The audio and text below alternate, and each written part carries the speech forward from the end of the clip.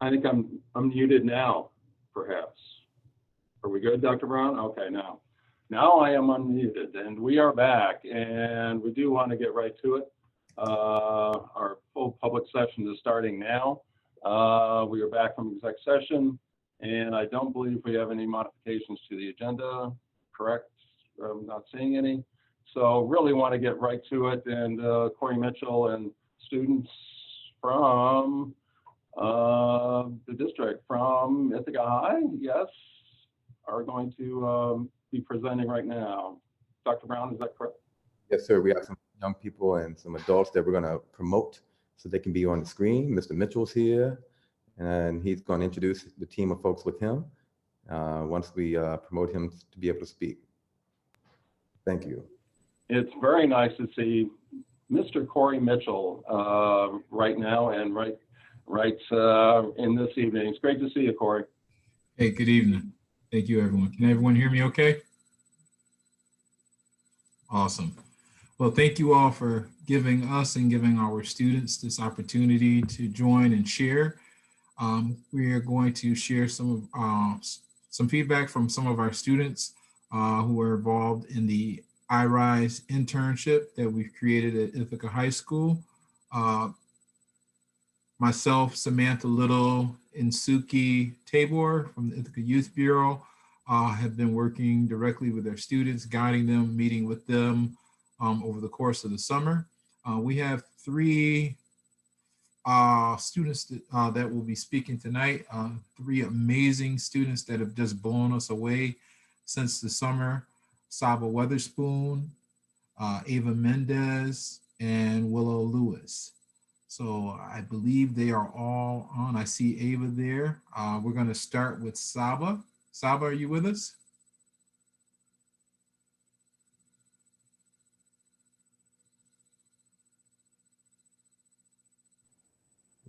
Is Saba under Hakeem, maybe? And That might be under.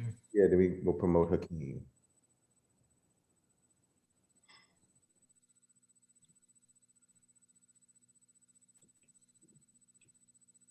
She should be unmuted. Saba, you should be okay to unmute or raise your hand so we can help you out. I'm going to shoot her a text. We've been chatting.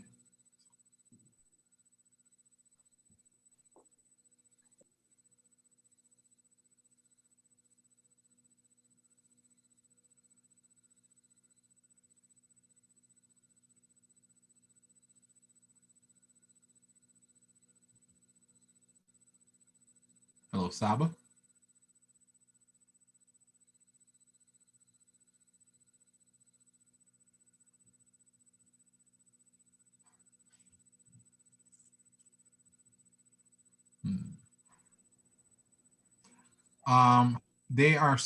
They just texted me that they're still in the waiting room.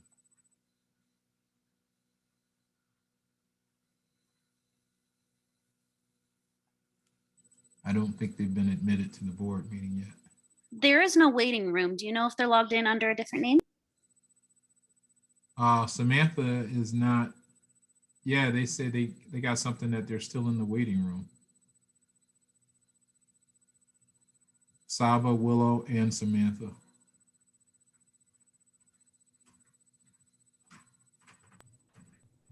Emily, do they have the updated link for tonight's meeting? Yeah, they just sent me a screenshot. It says, please wait for the host to start this meeting. Yes, Mr. I think they're in the wrong link. I will email all of them the correct one right now. You want to go on to something else to give them a few minutes to get situated? We'd be more than happy to do that. Corey, I just want to let you know that Samantha is a panelist, and we also have Hakeem Weatherspoon as a panelist as well. Okay. Yeah, Ms. Little's on the screen. Yes, So I'm here. while- I just don't have visual. Sorry. Dr. Brown and Rob Ainsley, while we're waiting, we can talk about the webinar format The board has been working towards this format for a number of months since we've gone to Zoom meetings, and the governor has allowed open meeting laws to take place virtually. More recently, the board has updated its Zoom account. And so today you are witnessing us experience a new format, and I'm sure it's going to come along with some differences as we transition to this new format. Folks who want to speak as we get to the public comment period later in the agenda should reach out directly to our board clerk. Or please, when that time comes, we'll ask if folks want to raise their hand and speak at that point in time. But that's the reason that you are seeing this new format. And again, we'll continue to receive feedback. We'll ask folks to let us know how best to proceed under this new format of Zoom that we're attempting as well. So both trying to take up some time, Mr. Mitchell, as well as make sure we can inform our community about what we're attempting to do here. Cool. I think we have Willow here, Mr. Mitchell, and some others will join us. Yes, I see Willow. We're just waiting for Saba. She is. All right, Saba, if you're ready to roll, I've given a little introduction and we can go ahead and start with you. Hi. Oh, wait, sorry, Saba. I'm going to present my screen really quickly just so you guys can see our, I don't know, I just have a little thing that like shows what we're going to be going through. Can you see my screen? Yes. Okay. Yes, we can. All right, I think that I was in the waiting room and my dad's account was actually unmuted and not mine. He's on here. So thank you everyone for waiting. So my name is Saba. I'm a senior at Ithaca High School, and I'm here to talk about iRise, which is an anti-racism group that was formed in the summer after the murder of George Floyd and the rekindling of the Black Lives Matter movement. Mr. Mitchell, other local community leaders, the Ithaca Youth Bureau, and students like myself came together because we saw a need in our local community for anti-racism action to be taken as soon as possible. And so iRise was formed, where we are a very action-based group and participated in a lot of activities over the summer. For instance, we educated ourselves by attending meetings with speakers talking about redlining in our local community, the prison industrial complex, and how much our state, specifically New York, depends on this system and the money it earns at the expense of human lives, the majority of them being Black and brown. A lot of this I didn't even learn in school. Some of the speakers we talked to were community leaders like Dr. Sean Bradley, who's actually here, Ms. Leslyn McBean-Claiborne from GIAC, and others. They showed us what it means to be good leaders. Being involved with iRise also gave me and one other student from iRise, Karij, the opportunity to work with Dr. Brown and speak at the New York State School Boards Association conference with superintendents across the state and discuss ways that school districts can be more inclusive for all students, specifically Black students. Then in October, we attended the 3-day virtual Facing Race conference as a group. There we learned a lot about many Indigenous groups of this country, as well as what being Black means to so many people from different walks of life. Being Black is so versatile, so of course it doesn't mean just one thing. Something that was highlighted at the end of the conference was the fact that what little democracy there is in this country is because of Black people fighting for our rights and for a just society for all. I learned personally that white supremacy in itself is not only detrimental to Black people, which it is of course, but also to this whole country and our democracy as a whole. This didn't make complete sense to me back in October, because I couldn't understand how could white supremacy have negative impacts on other white people. But now from events in our nation's capital back in January, it's crystal clear to me how damaging white supremacy is for our democracy and everyone in it, whatever their race. Sorry for the background noise, but more recently, Several members of iRise, including myself, shared our experiences as Black students in the Ithaca City School District and our hopes for the future through the form of video testimonials. As part of the Black Lives Matter in our school week, which was the first week of February of Black History Month, the video testimonials were shown and analyzed in every English class at Ithaca High School to spark discussion and push for anti-racist change to the curriculum. I know for many of us in iRise, it was super rewarding to see the fruits of our work in our own classrooms, and it's something we're definitely working to continue. I got a lot of feedback from other students and teachers expressing their appreciation to many of us for putting ourselves in a vulnerable position in order to shine light on what we experience day to day as Black students in a predominantly white institution. For instance, as a senior, I can say that I've never had a Black teacher ever, and I've been in this school district pretty much my whole life. To put that into perspective, for many people here, imagine often being the only white person in the room wherever you go. You'd get used to it after a while, but it would be something that you would still kind of notice, even if the people around you didn't always.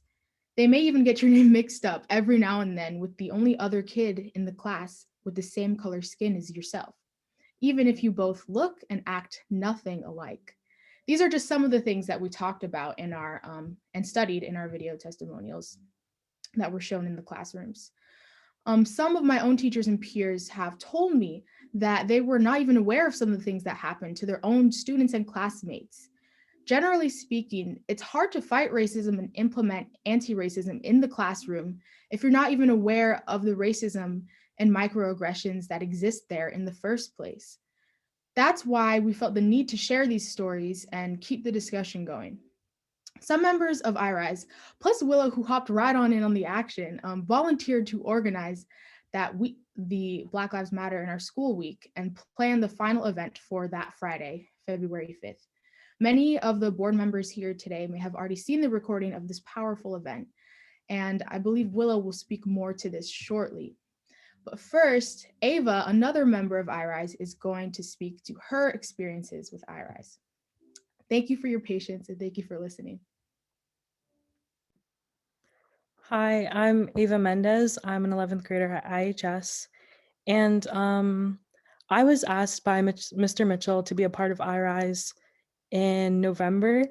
And since then, I've been working with Saba and many others to brainstorm many ways that we can encourage more people to become a part of iRise and how we can, I guess, take advantage of this point in time where we can reach out to so many people virtually, and especially with as much interest as there is in learning about the Black Lives Matter movement.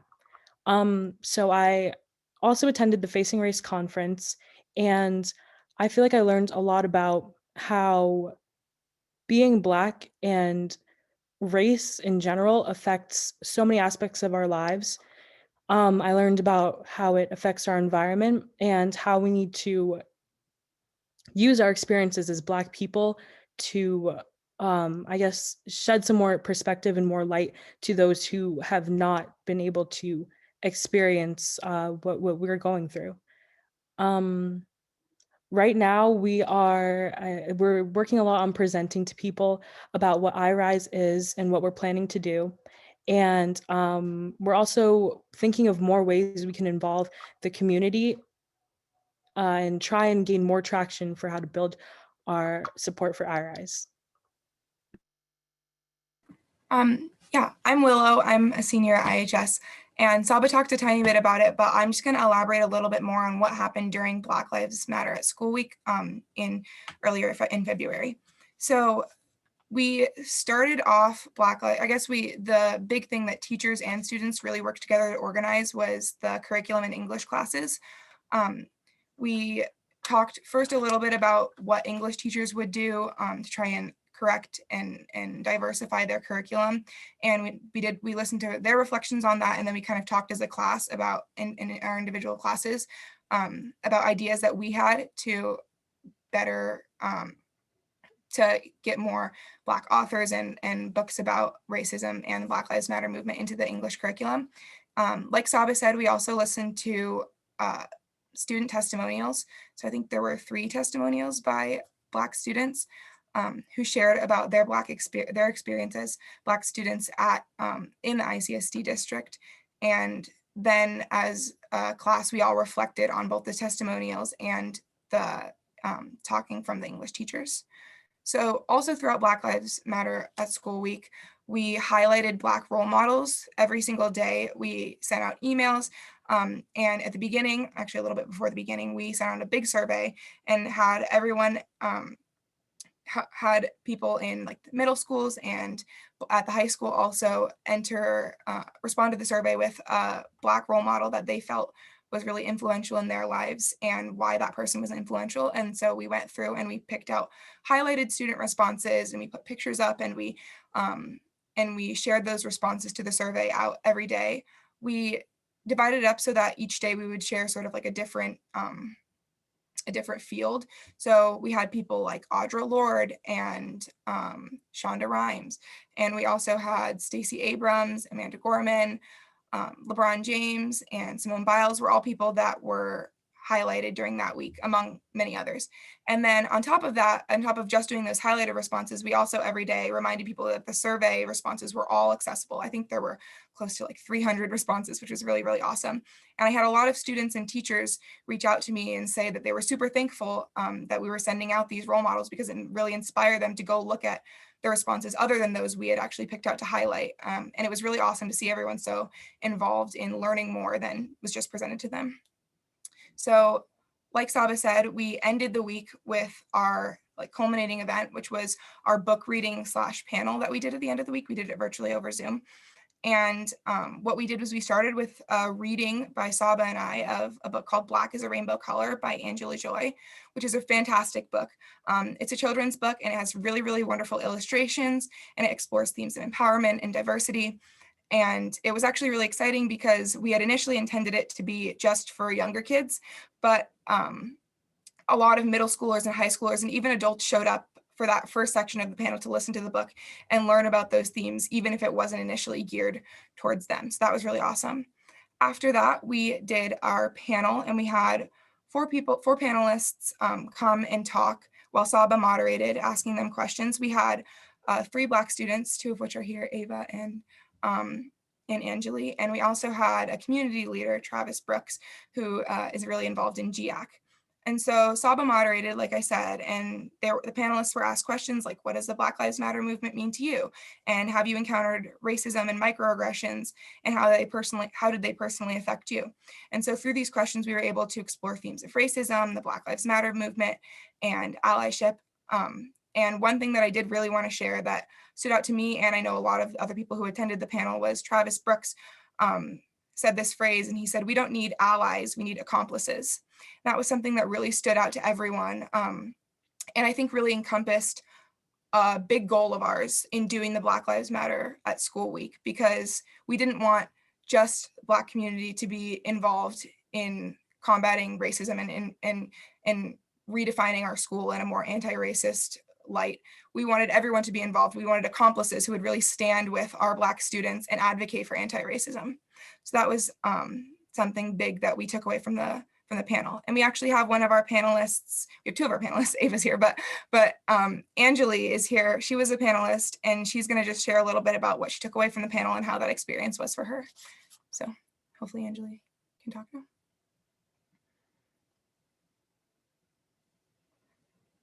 I'm not sure, was she given permissions to talk? I don't think Angeli, we didn't have her name at the time that we sent to Mrs. Beresford. Okay. I sent her the new link, so it looks like she's here as a panelist, but maybe she's just like figuring out the tech.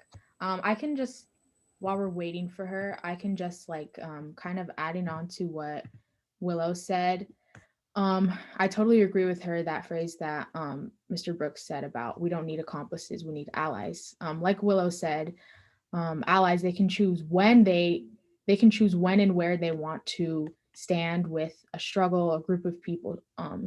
who are working against a struggle, and they can pick and choose when it's convenient for them. But that's not what we need right now. We need people, accomplices, people that will be with us all the way through the process of becoming a more anti-racist school district. So I can also just speak to a little bit of where do we go from here. So we've talked a lot about what we've done just to explain what iRise is, but there's still a lot of stuff that can be done and that a lot of work that we're excited to do. So firstly, we already touched upon this a little bit with the book reading that Willow mentioned, Black is a Rainbow Color. We definitely want to work more with elementary school students. I remember being in elementary school, middle school, and looking up to all of the high schoolers. They seem so big, and everything they say would just, I was just like, wow, that's so profound. So definitely working with elementary schoolers, because having those connections within the school district, that mentorship, we think could be really powerful. We also want to push to change the curriculum, kind of like Willow said, especially the book list for English classes, because currently last year, and I believe this is still the case, there were 93% of the books in the English curriculum that are required at Ithaca High School are written by white authors, leaving 7% written by authors of color, and even less than that specifically by Black authors. So that's something we could definitely diversify, because it's important to hear everyone's voices so everyone can see themselves in the classroom. We also want to continue to be a safe place as a group, iRise, for Black students, but also extend the conversation to non-POC students. Kind of like I said a little earlier, the fight against white supremacy, for Black lives, for anti-racism is everyone's fight. So that's definitely something that we want to extend to everyone. We also want to have open mics where students talk about their experiences, form those connections, and build each other up, which we definitely did a lot in the summer, and it's something that we want to continue. We also want to have more presenters, like other community leaders, and have more collaboration with the administration so that we have a say in forming and upholding anti-racist policies in our school district, which we're happy to be here doing today with you all. I don't know if Angeli is able to unmute right now. If so. Yeah, I'm here now. So should I talk about the panel? Yeah. I was there. It was a very nice activity, a really nice event. It began with a lovely children's story that was really uplifting to people of color, and then also people who are helping work to have equality for each and every one of us. I really enjoyed how the amount of panelists was the perfect amount. Everybody went around saying their thoughts and ideas for every question that was given. And it was really enjoyable for not only me being an important part of it, but also as somebody who was viewing everybody else saying their things. And I think panelist opportunities like that, where you have Black students, Black and brown students speaking, is really, really nice to see. And it, even in this the tiniest of ways, it gives platforms to youth like us to try and make a difference in our schools today. And I think the panel with Black students is something I would love to see more of. So yeah. Yeah, thank you, Angeli. Angeli really, she hopped right on that panel too. I asked her kind of last minute, and she got right involved. So thank you for that. And to our other panelists who were not able to be here today. But we're hoping to send out the recording of that event to others who are interested in seeing it. And yeah, if anyone has any questions about iRise or Black Lives Matter in our school week, that was the week we had 3 snow days in a row, but we were still super diligent and we still finished the week strong. Willow still sent information out about the Black role models. She sorted through all of those 300 responses, which were great to have, but definitely a lot of work for her. So, we're super thankful for her and for everyone else involved. So if anyone else has any questions, then we're prepared to answer. I have a question. This is Moira Lang. I'm a member of the board. And first, I want to say I really appreciate your sharing with us what you've done. And it's very heartening, exciting. This is the second board meeting in a row where we've heard students. Last time it was fourth graders and now high schoolers who have become activists and agents for change. And it's really exciting. It was interesting to hear Anjali use so many positive adjectives, talking about how the panel was lovely and nice and enjoyable. And I'm sure you know this, but my experience is when people are working to dismantle oppressive systems, that they get backlash, and it can be vicious. And I'm wondering if any of you could talk about the ways in which you have experienced pushback, backlash, and how you responded, how that has affected your thinking and planning to move forward. I guess, yeah. Do you want to go, Saba, or? Okay. Yeah, sorry, Willow. To start, I would say, you're totally right. There is always backlash with change, especially when people feel like, I remember Miss Claiborne saying back in the summer, when people feel like change is being done to them and they're not part of the change, it's especially in those instances where there's backlash. But even if people are part of the change, a lot of times there's still backlash in those cases. So I guess one example I can speak to is people saying comments to me saying, oh, why should I have to read these books written by Black authors, or I don't know, books by like Maya Angelou, things like that. People saying that it has nothing to do with their life. And that may be true, but there's a lot of books that we've read that have nothing to do with my life. You know, what does Shakespeare have to do with me? But I still read it because it's still, well, first of all, it's required back in middle school, but also it's important to hear those other perspectives and learn about people that are not like you, just so that we can build those connections. And so even if you can't relate with someone's experiences with books you're reading, it's still important to gain those other points of views, so that we can understand each other better and especially to elevate the voices of people that are not typically seen. When Willow and I read at the storybook event at the end of the Black Lives Matter in our school week, Black is a rainbow color. That's definitely something I really could have used a lot in elementary school. I didn't see a lot of people that looked like me in my classroom and the curriculum. The only times I really did was when we were learning about slavery as I got older, and seeing images of people being whipped and things like that can, first of all, I find myself growing numb to that, becoming desensitized, because seeing the only instances of seeing people that look like you on the screen and having it be those experiences can really take a toll on you. And so something we really want to do is celebrate Black culture as well, because it is important to learn about those things, but that's not all that Black history is. That's not all that we are. We're more than the atrocities committed against our ancestors. So I would, just to answer your question, I would say yes, there has been some backlash, but overall, I really believe we're entering like a new wave.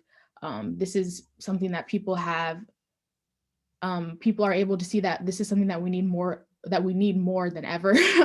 And we still have needed it more, but a lot of people are just waking up to what a lot of us have already been experiencing and seeing for a long time.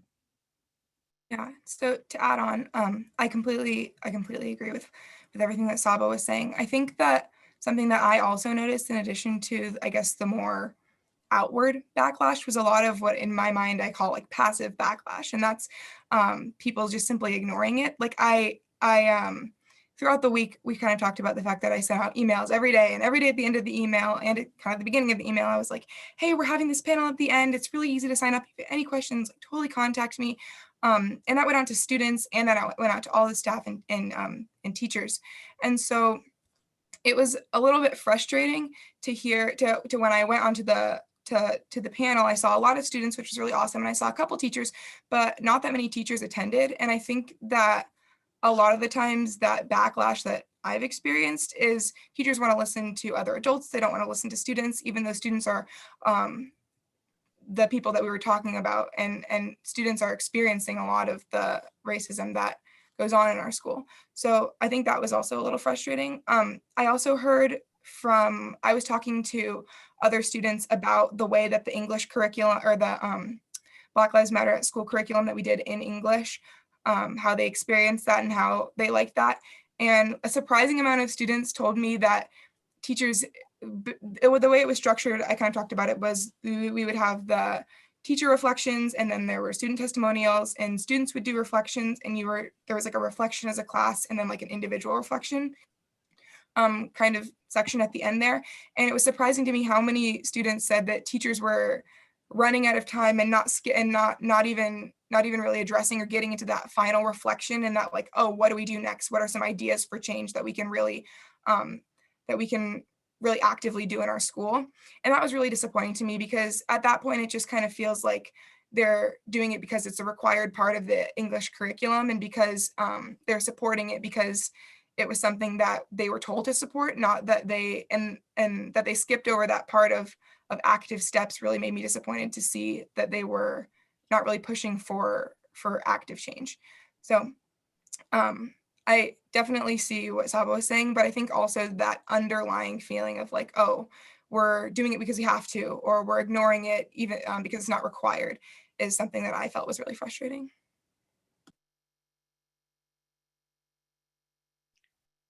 Thanks very much for that.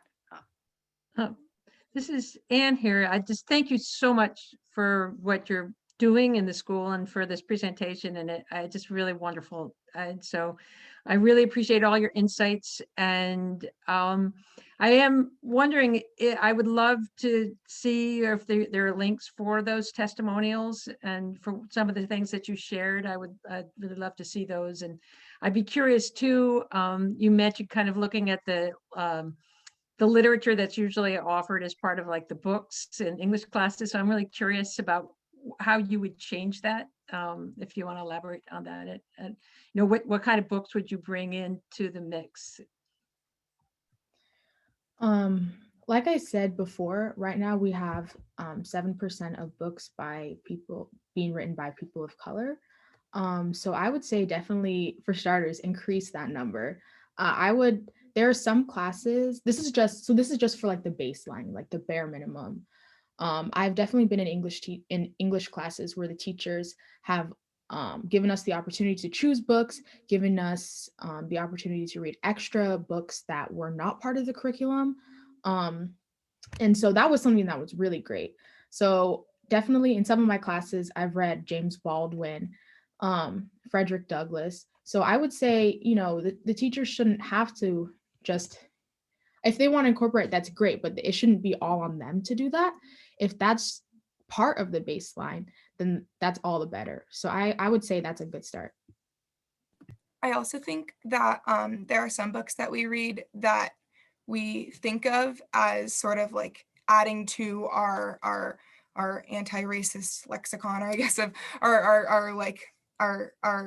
we put those in that category, if that makes sense. I remember in 8th grade, we read To Kill a Mockingbird, and I'm not here to get into analysis of that book or anything, but it really struck me, that story, because I think a lot of teachers and students kind of place that in the category of anti-racist, when really it's looking at the story of a Black person, but it's all through the eyes of the white people, and it's through the eyes of the prosecutor, or the defense, I guess, it's I think not a book that's focused on the actual struggle of the person that they're trying to focus the book on, because you're not reading it from that perspective, and all of the problems and things are focused on the sort of white savior of that story. And so I think going through our collection of books and not only adding books in, but eliminating books that can be really harmful to the messages we're trying to send would also be a big step that we should take. Can I just jump in quickly? Because I want to particularly ask Saba a question, and I was trying to message her individually, but somehow I couldn't find it. A full disclosure, I taught English at Ithaca High School for 25 years. And one of the books that I taught for many years is Toni Morrison's Beloved. Saba, do you know that book at all? Yeah. So I'm now reflecting. I mean, there's tremendous complexity in choosing literature that you're going to foreground, which means, you know, everybody in the class is going to read it. Even more so, the ones that are everybody in the grade level is going to read it. So, you know, reflecting on that book, which is, you know, powerful, disturbing, brilliant, by a Nobel Prize winner. Yet, as you were talking about, it's a story about slavery, though it's about much more than slavery too. But I think at this point, if I were still teaching, I'd have to reflect on, is this really the best text to foreground in my class? And in retrospect, I absolutely think that I ought to survey students, you know, with, you know, give them blurbs about, so these are some of the books we might read. What do you think based on a description?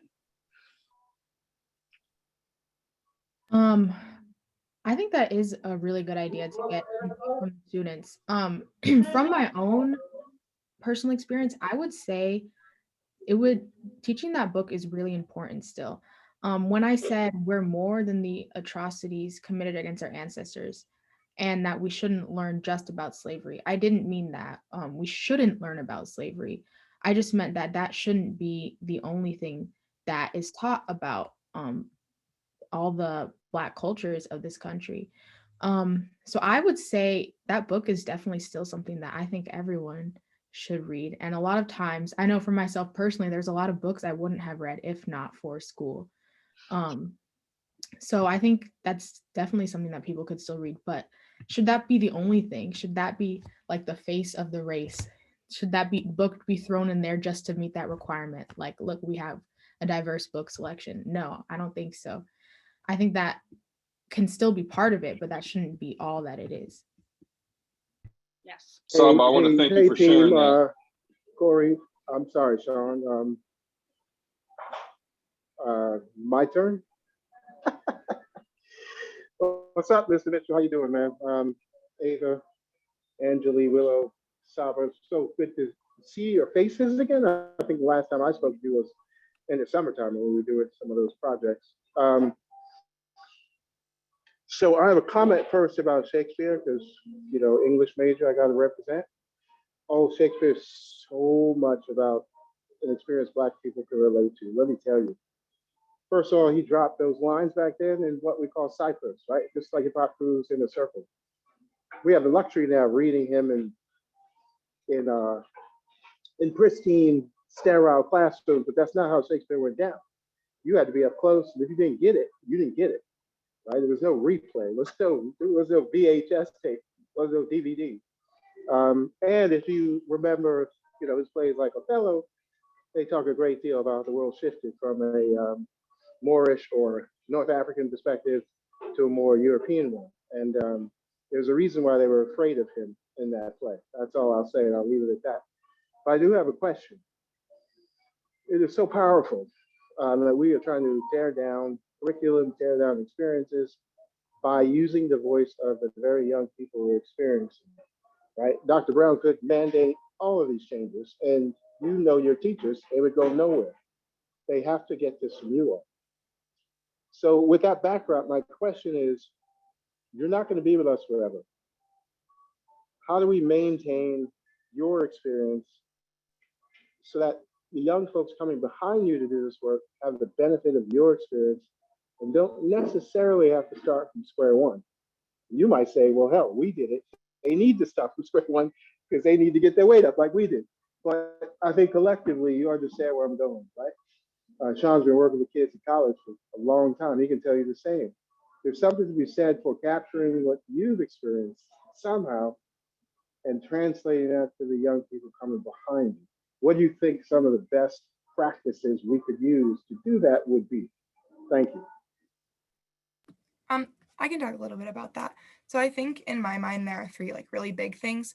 The first thing is something that we're already doing now, which is involving middle schoolers and younger high schoolers in our planning as much as we can. So actually later this week, I want to say, it might be next week, we're going to have a meeting with us and with a bunch of middle schoolers and younger high schoolers to try and loop them in on our planning and sort of grow our group and make sure that everyone who wants to be and can be involved is involved, because you're right, we're not going to be here next year.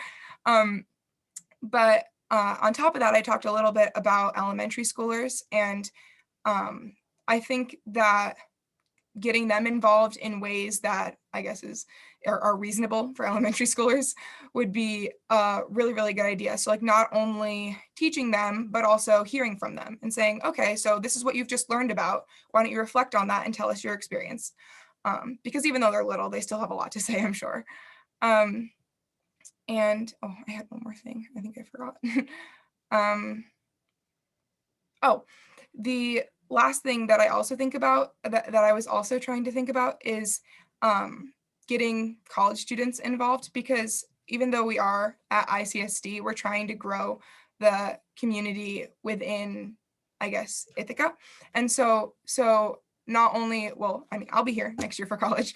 So I think that college students are really good at organizing and getting involved in the communities that they're entering. So if we can grow this community as much as possible, I think that would be a really good idea also.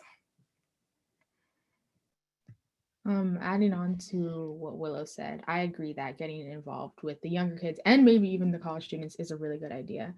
But I also think that changes to the curriculum, which is what we've been which has been one of our focuses currently, that's also a big thing, because that will last beyond us being here.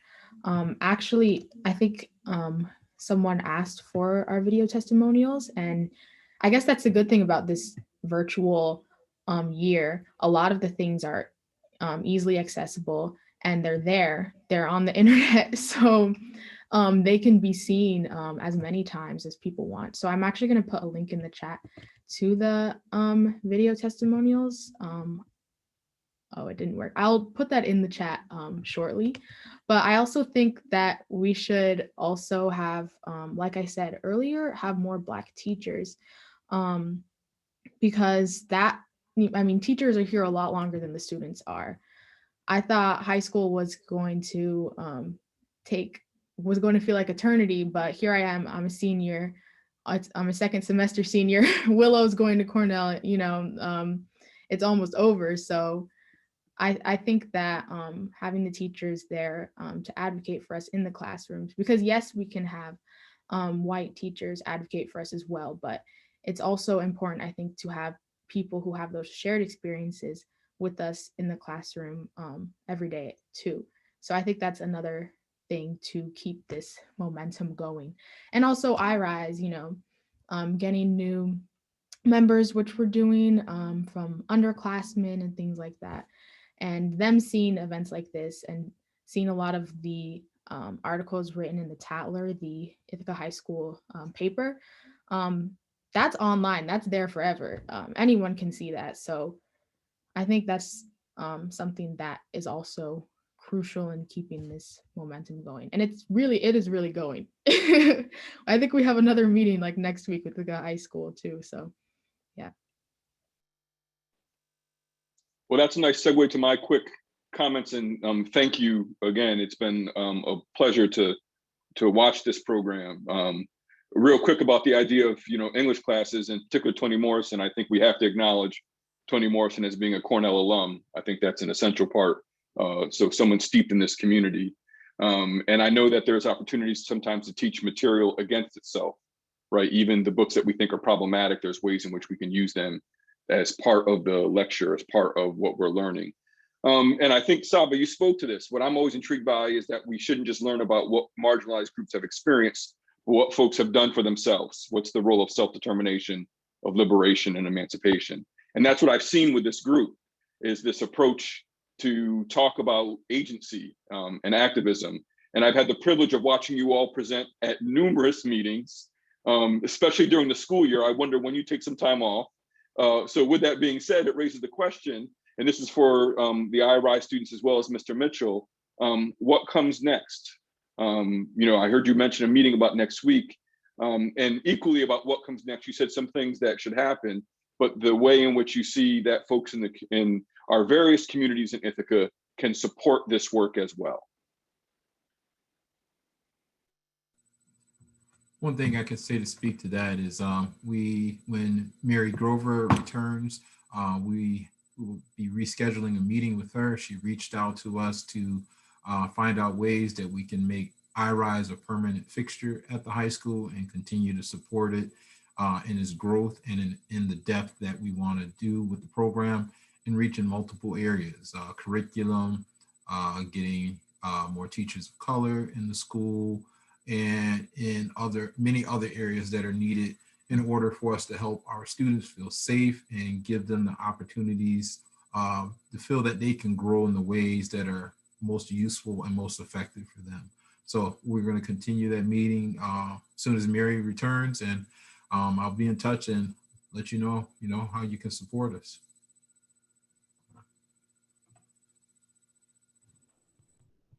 I am reluctant to ask if there's any other comments for the group. I have one.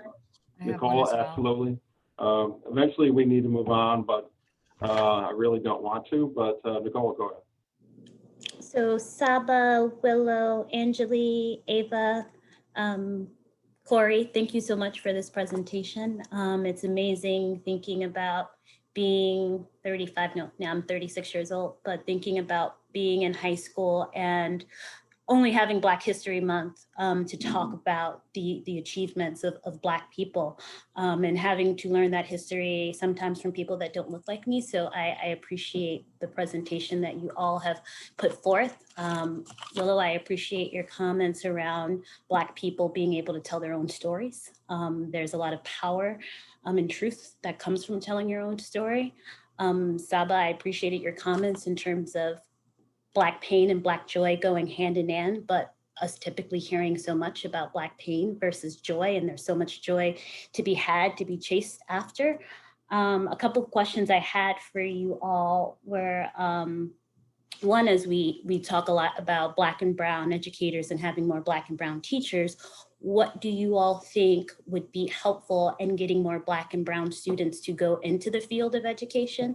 I think we can spin our wheels trying to get Black and Brown people to move to upstate rural New York, but as you all think about your classmates and their experiences within ICSD and in school, do you feel like they're being inspired by teachers to go into that profession? And if not, what shift needs to happen for us to get more Black and Brown people to become teachers, to become role models in the education field?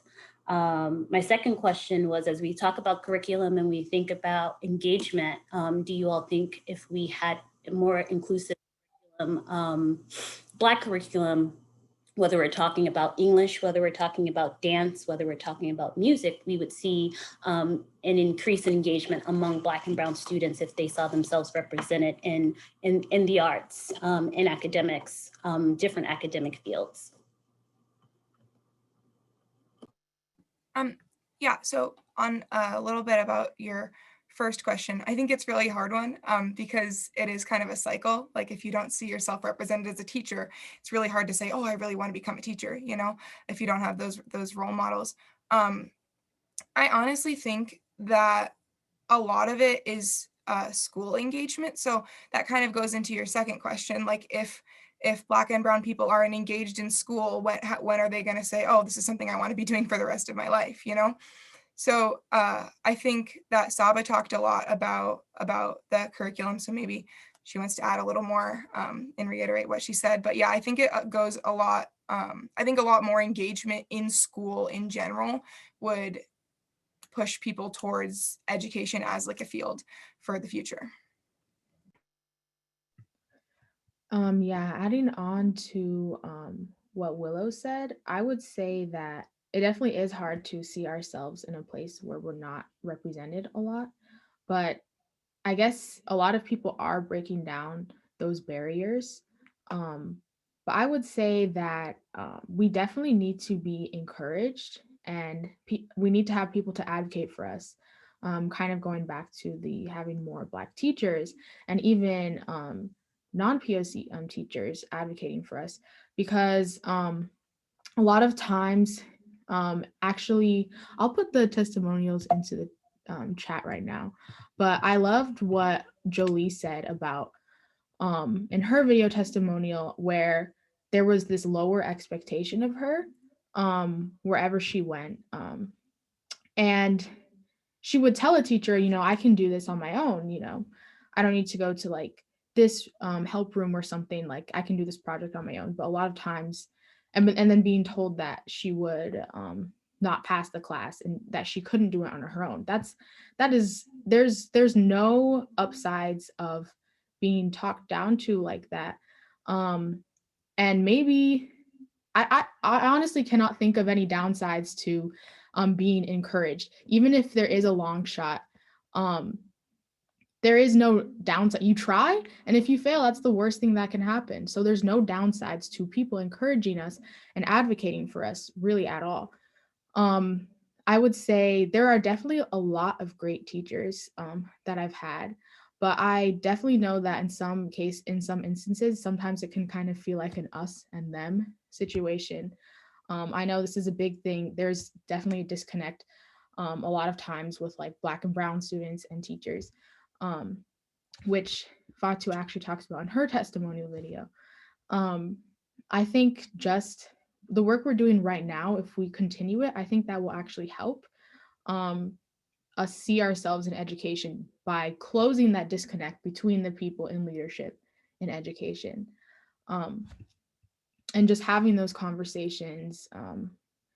But that isn't to say, put too much pressure on Black and brown students, because since we're a minority, like in a predominantly white institution, there can be the minority tax per se, where we are like, definitely a lot of us here definitely could speak to this, probably know what I'm saying, because a lot of times if you are a minority, then a lot of times you have more weight, you carry more weight of, sometimes you're like the face of your race, you have to represent your whole race in a lot of settings that you're in, and that in itself can be a lot of pressure. So I would say it's important to get the feedback from all students, especially Black and brown students, but just make sure it's not putting too much pressure on them, so that because in the end, students just want to be like other students. We just want to go to school, learn, have fun.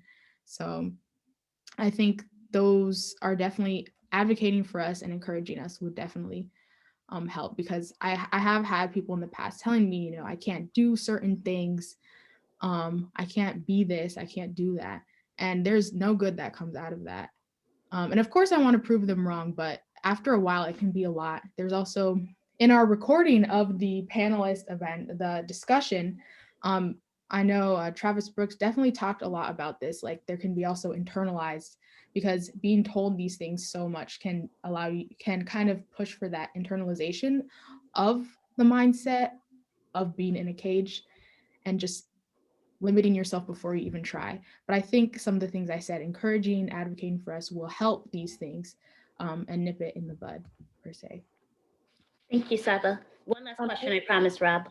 For Corey, as I think about Willow's comments in terms of the disappointment and the lack of teachers that showed up or participated or engaged, what would you say that you and Mr. Trumbull and other assistant principals are doing to encourage more teachers, support staff to lean into this uncomfortable work because as they all mentioned, we need accomplices. And if it was up to Black and brown people, racism, oppression in general would not continue to persist. So we need white people to lean into this work and to meet us halfway. So I'm wondering what is the strategic plan there to encourage people to do that self-work that is painful, that is messy, that sometimes feels like it's not my fault, I'm not participating in this actively, even though subconsciously and sometimes consciously they are participating. So I'm wondering what is a plan for the adults, because we can't continue, as Saba said, to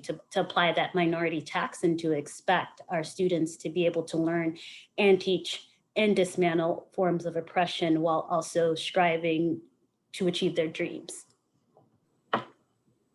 Thank you for that question.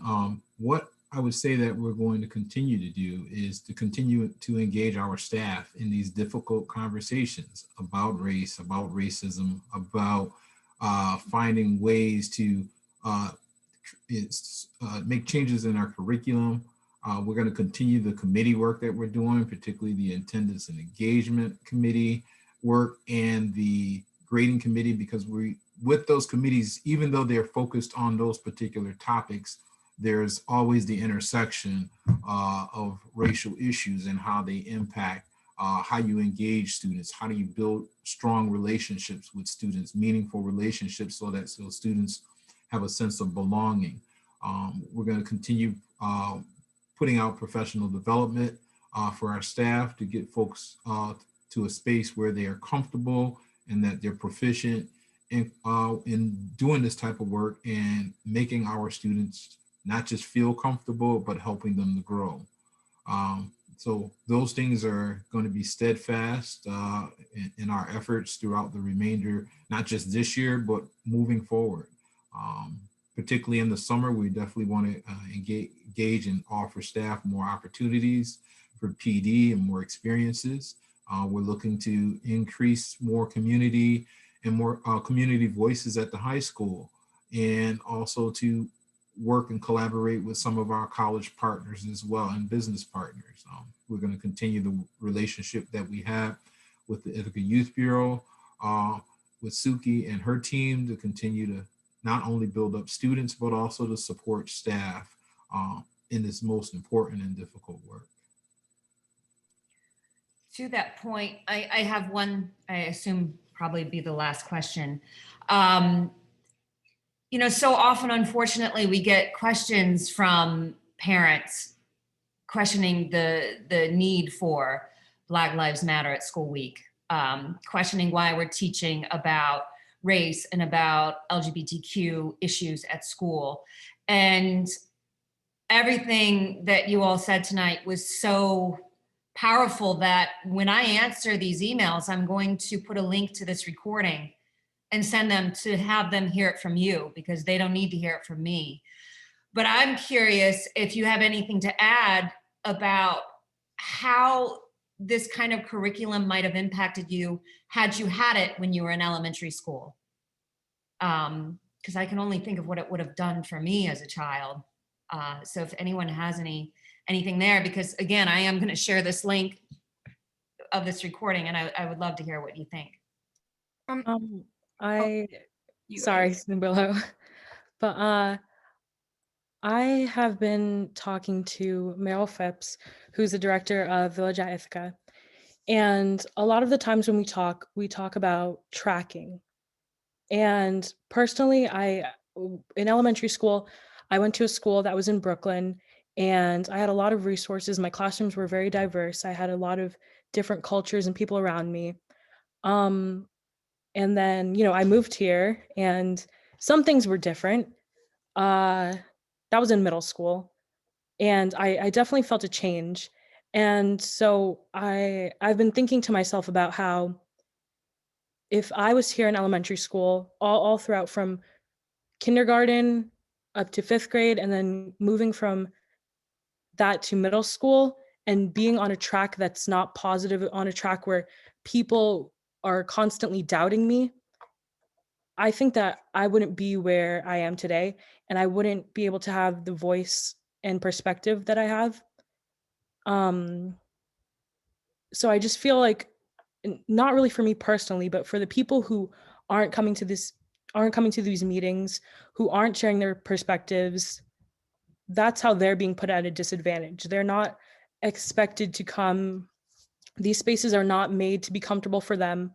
And I think that if we start implementing this curriculum, implementing the books that we need to, implementing the people that need to be teachers and aides in our classrooms, we would see more engagement, and we would see people who are, it's not just going to be me, Saba, Willow, Angeli, and like 5 other students who are going to the meetings and everyone's seeing the same 5 to 10 faces. We would have so many different people to cycle through, so many different perspectives, so many different experiences. And I mean, a great place to go see all of these experiences is I think it's Broken Joy Project on Instagram. But people shouldn't just have to be subjected to share their experiences on social media and not be able to come and share it on a platform where they're able to talk to their teachers, their administrators, and their peers. So I just think that if we start making people feel comfortable from a very young age in elementary school, they'll be able to engage even more once they get to the high school level. Yeah, sort of. Oh, you can go. Okay, sorry. Yeah, so adding on to what Ava says, I think if I had a curriculum like this starting really, really young, a big thing that would have changed about me is my confidence. And not that I'm not confident now, because obviously I'm here talking to all of you guys, but I don't know, I notice it more in myself now that I'm educated on racism and discrimination. And I notice it now more that I'll sort of censor myself, for lack of a better word. Instead of expressing my opinions freely, I'll sort of be like, oh, I think, or this might be a good idea, or I'm not sure, but, and then say my statement. And I think that a lot of that comes from the fact that I wasn't sort of constantly uplifted and constantly made to feel like my opinion was the same caliber as everyone else in the classrooms, you know? And so it's I guess something that I'm consciously working towards now, but it's something that has also built up over the past 18 years of my life.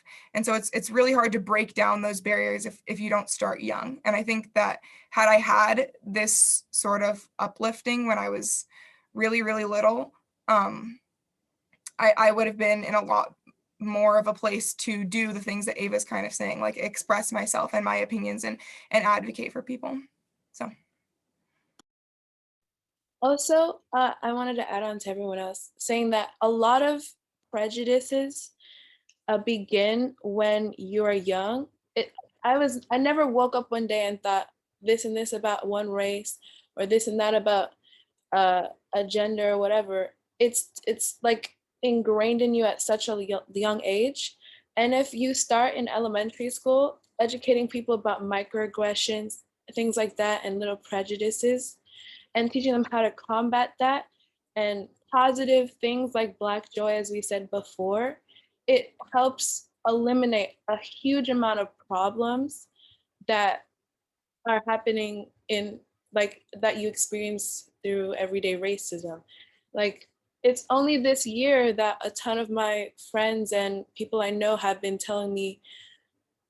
apologizing for microaggressions that they might have done to me in the last few years that I've known them. They didn't know about those microaggressions until this huge ongoing effort to not only be not racist, but anti-racist. If you start teaching at a very young age anti-racist behavior, one, you're gonna eliminate little microaggressions that start and prejudices that start in your head. And two, it's gonna help bring up little warriors to help fight in this war for equality. So I think programs like I Rise, teaching people about Black Lives Matter, teaching people about what terrible things have happened in the past, but also how people have overcome everything, A to Z, with this starting way younger and in the school curriculum, except instead of on your own, it's gonna help a lot in the war for equality? Just adding on a little bit to Angeli, I love what she said. This starts from such a young age. So I believe the question was, how do I think this would have helped me as a young age learning about anti-racism and how diversity is beautiful? My parents tell me that when I was maybe 3 or 4, I would get coloring books. I told this to the EILC committee. I would get coloring books and I would point at the princesses in them that are beautiful, and I would point at the ones that have the long straight hair. And I was a toddler basically, and that's just what I thought based off of what was ingrained in my mind from my surroundings or whatever. And so that's something, it starts that young, sometimes earlier. And so that's something that kind of needs to be addressed, you know, with reading Hair Love, Black is a Rainbow Color, these books, because they're so important to show kids that you don't need to look like everyone around you to be beautiful, for your life to matter. Going back to the other question really quick about any backlash, there was actually someone who responded saying, speaking for a few teachers who had asked why the week was titled Black Lives Matter Week as opposed to Black History Week. And myself and Ms. Little both responded that Black History Week, that doesn't exist. There's Black History Month, and we have and there is Black Lives Matter in our schools week, which is in Black History Month. And that's important to distinguish, because Black history is important, but Black Lives Matter, Black Lives Matter every day, in the present, not just in history. And we need to learn about the current things going on. And they don't only matter, you know, they're important, they're valuable, just like any other life. So that was just something that, if I knew that, you know, a long time ago, that definitely would have helped me sooner too. So thank you for asking that. Last word, Sean? None for me. That they're just amazing, and thank you for sharing, and keep growing and building and pushing us. Thank you for your work, Mr. Mitchell, and all the other ICSD staff as well. I know that it was a partnership between the Ithaca Youth Bureau as well as other staff that gave their time this summer. So just amazing stuff. Absolutely. Thank you, Mr. Mitchell. It's been a privilege to have the opportunity to hear from all of you tonight. This has been an impactful session. Know that. It's just there's much that can be said. But what we're going to do is let you all go on and do other things, and we're going to go on with our meeting, because Sean's going to get really, really tired if we don't do that pretty soon. But as he stated over and over again. But Ava, Saba, Willow, and Julie, it's been a pleasure, and we will see you soon, and we'll hopefully see folks in person at some point soon as well. But thank you all. Thank you, Corey.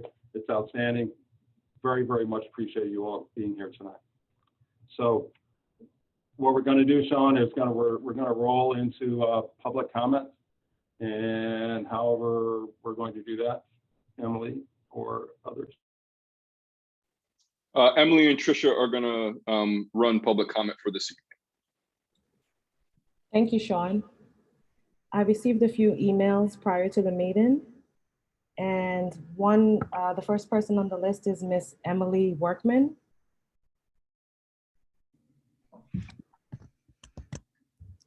Great, thank you so much for having me. That was really wonderful to hear from all of those students and the amazing work that they're doing. As the district reflects on this year and celebrates its quote unquote success of providing in-person instruction to elementary school students 5 days a week, I want to remind you that there are elementary children and families like my first grader that are sitting at home desperately in need of in-person instruction, being denied a spot in their school because the district went back on its promise to resurvey the ICSD community in December.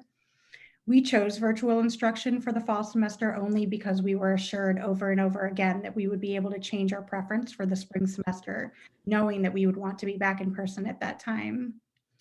No family in ICSD has been asked to indicate a preference for virtual or in-person instruction for the 2021 spring semester. No one was ever asked. ICSD chose to take the seemingly easy route to pretend that there was never a plan to do anything otherwise, to make no changes, express no regret, care, or concern for the young children and families that were abandoned in that process.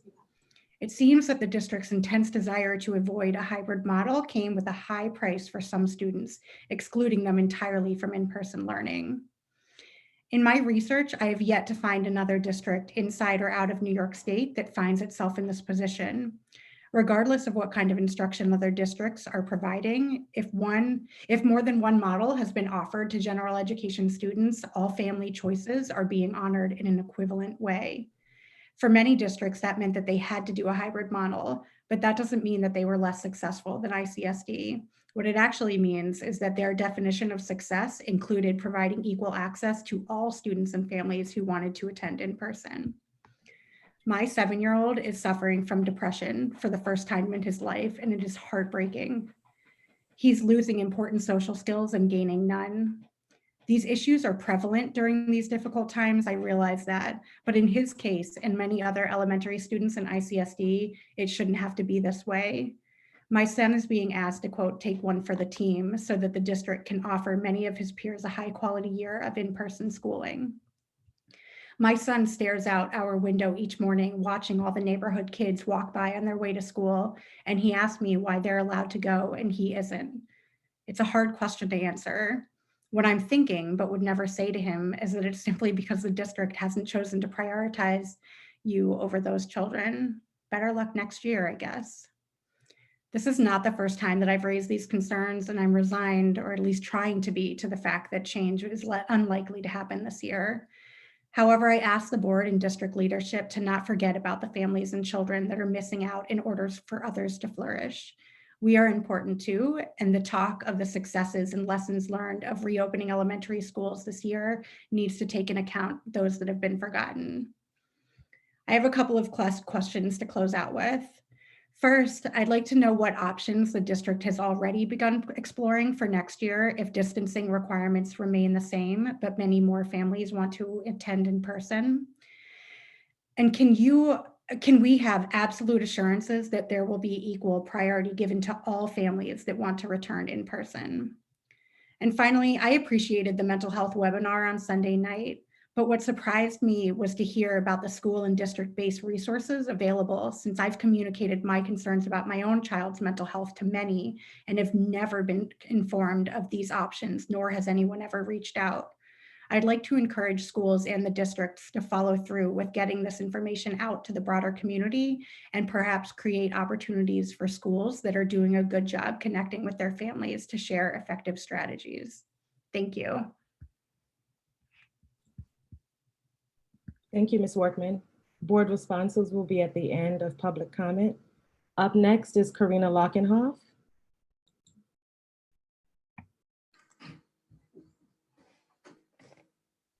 Can you hear me? Yes. Okay, thank you. I am here today to amplify the voices of two stakeholders in the district who do not feel comfortable speaking out in person. I am honored to share these statements on their behalf. The first statement is from a teacher. Quote, "We often hear the board justify Dr. Brown's high salary as he's worth it.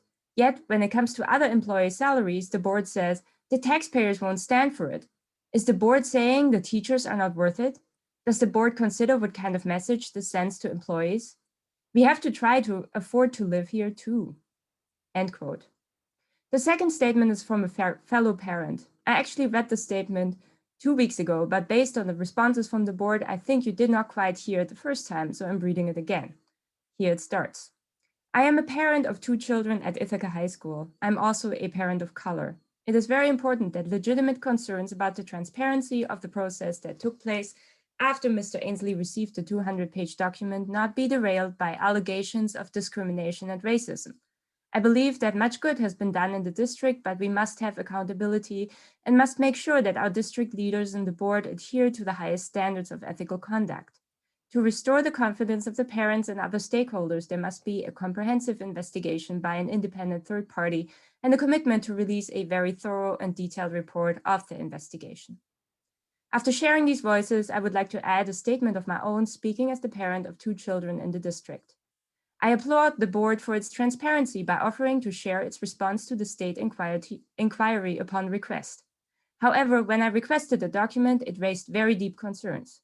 First, the document seems to contradict itself. For instance, the affidavits and the attached legal documents do not agree on major issues, such as the custodial status for critical time periods. Second, the document dismisses concerns about a questionable relationship between a supervisor and a subordinate by simply arguing that the district's anti-nepotism policy did not prohibit such relationships at the time. What happened to the idea that leaders must adhere to the highest ethical standards? Finally, the attachments to the document included highly sensitive, identifiable information, including emails and full names about multiple children who were not involved in the matter at hand. One of my own children was in one of the classrooms implicated in the document. It could have easily been her information that was exposed. Where in the leadership chain did the board and the district fail to properly redact the material that was released? All of these concerns highlight again the need for an independent third-party investigation. In a pandemic, the district's decision impact the health and safety of teachers, students, and the community at large. The stakes are incredibly high, and we deserve leadership that we can trust. Thank you.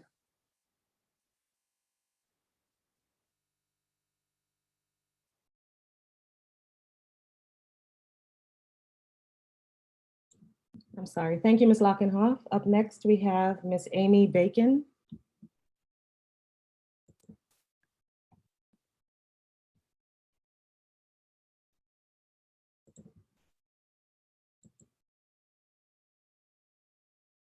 Ms. Bacon, I'm unable to unmute you.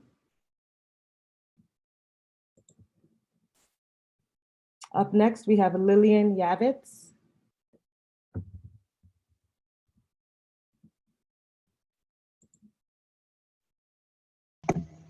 Hi, can you hear me? Yes. I am reading an anonymous letter from a teacher in the Ithaca City School District. So this is entirely from the anonymous teacher. I'm a teacher for Ithaca City School District. I've heard the board say that there will be some type of digital or hybrid learning for the upcoming year. I completely agree that some of our students who struggled in an in-person setting are flourishing in a digital setting. But the way in which we are teaching is not something we can continue to do. Students need to be fully digital or fully in person, no hybrid. We are halfway through the school year. As teachers, we are exhausted and burnt out and unsure of how we will make it to June. Teaching digitally is more exhausting than it is in person. We are looking at a screen with 20 to 25 avatars. I do not force students to turn cameras on due to equity issues, but it is very difficult to teach to icons. When we are in person, we can read facial cues. We can get students to engage in a way that is hard to do in this setting. I ask questions and get met with silence. Just the ask of pushing unmute feels risky for some kids, so they don't interact. When we are in person, we can see those quieter kids and have an understanding of where they are. When we are online, we are fully on for a full hour or more at a time. At the end of my classes, I am physically and mentally exhausted in a way I am not when I'm teaching fully in-person students. I have nothing left to give to my family at the end of the day. Writing lessons that will be meaningful and engage kids over a screen takes twice as long. I work 6 days a week in order to keep up with the work I need to do to plan and assess. I am burning out, and I know many colleagues who would say the same thing. As you are starting to think about next year's plans, please do everything possible to bring kids and teachers back in person. We cannot continue to go at this pace. Teachers are burning out and talk about leaving because of the energy this is taking. I invite you to sit in on classes, both as a digital observer and as an in-person observer. This will give you a sense of what we are going through, whether we are teaching from home due to medical reasons or in front of kids at school, while some are still learning digitally. Thank you for your time. And thank you. Thank you, Ms. Yavitz. Up next, we have Elizabeth Quadrosi.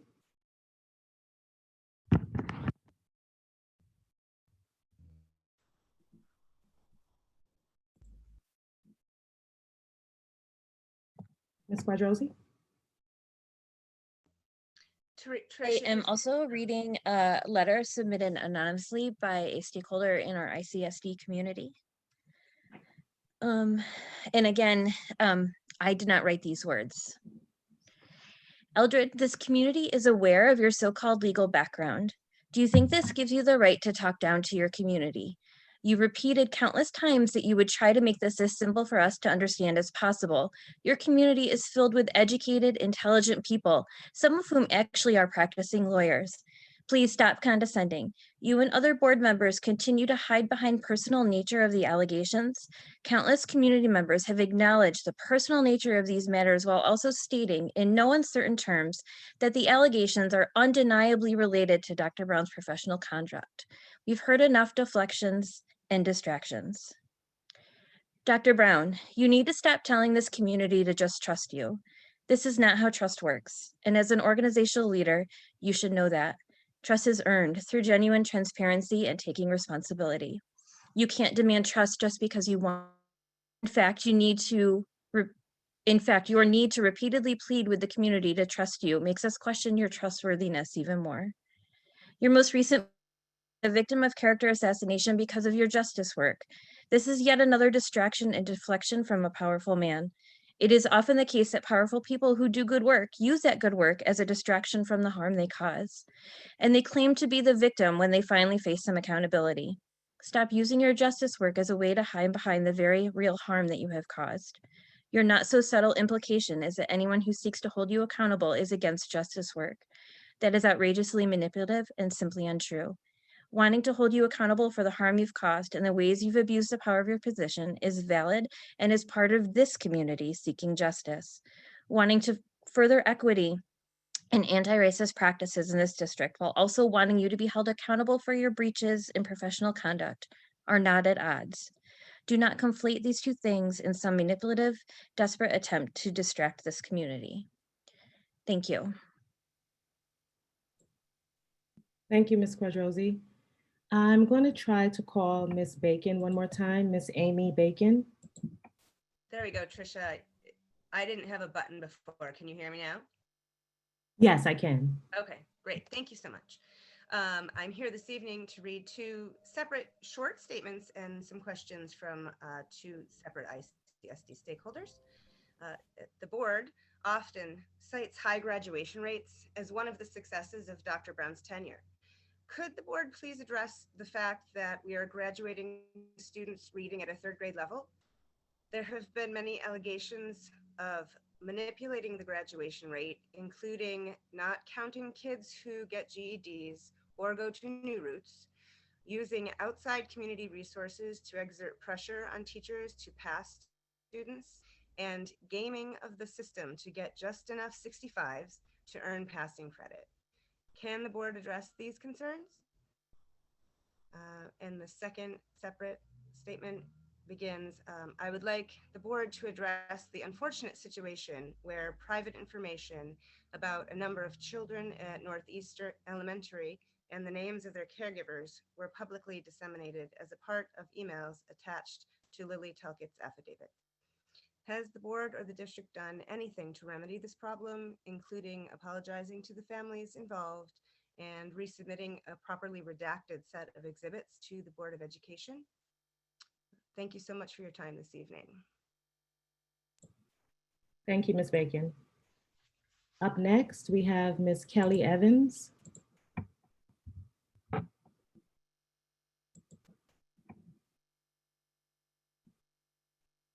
Ms. Evans, you can speak. There you go. I am also reading for an anonymous stakeholder. Community members continue to be distressed and dissatisfied by how the Board of Education and ICSD administration have been handling the recent allegations. We need to know that you take all allegations seriously and that you recognize that anyone, including people who have received accolades, can be capable of abusing power and causing harm. We need to know that you prioritize the children and staff of this district over your loyalty to the superintendent. Rather than reassuring us in this way, the board saw fit to rationalize and defend its actions by saying that board members have different strengths and skills. Regardless of your backgrounds, each and every one of you represents this district and provides an example for our children. The board president childishly throwing legal papers into the snow is not the example we want for our children. And certainly, if you cannot respectfully engage in conversation, especially with our students, you should not be on this board. On a personal note, aside from this stakeholder, I'd like to say that our trust is not simply injured, it is shattered. You still have not directly spoken openly and honestly to your district that you claim to love. You have not taken responsibility, but instead keep deflecting. And as long as that continues, your apology cannot and will not be accepted by our community. Thank you. Thank you, Ms. Evans. Up next is Ms. Melanie Gore.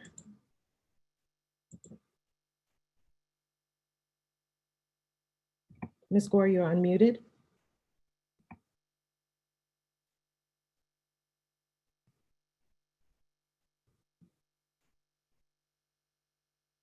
Okay, we're going to move on next to Ms. Yael Sar.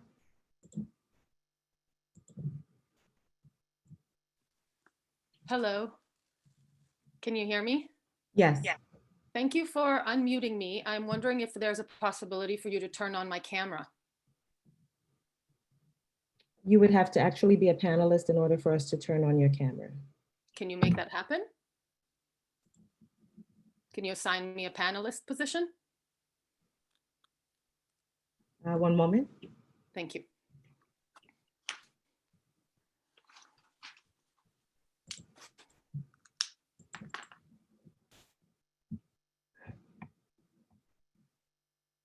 You're all set.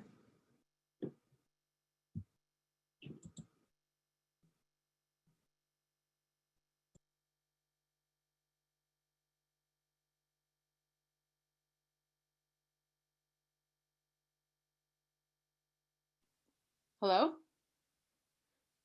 So I'm on and I'm starting my camera. Great, thank you everyone. And I'm wondering if it's possible to make the bulk of the window the face of the person speaking rather than the countdown clock. That's a setting that can be adjusted individually on each person's Zoom screen. Okay, that's good to know. Okay, so my request, my statement is actually a request for a rethinking of the design of the timeline of board meetings. And I'm addressing the fact that a lot of parents want to participate and in the public comment section.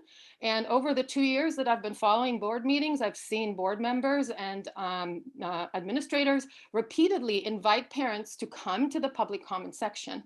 And I've been trying to do that. And the reality is that the public comment section is a moving target that can happen anytime between 6 or 6:30 and 8:30, 8:45.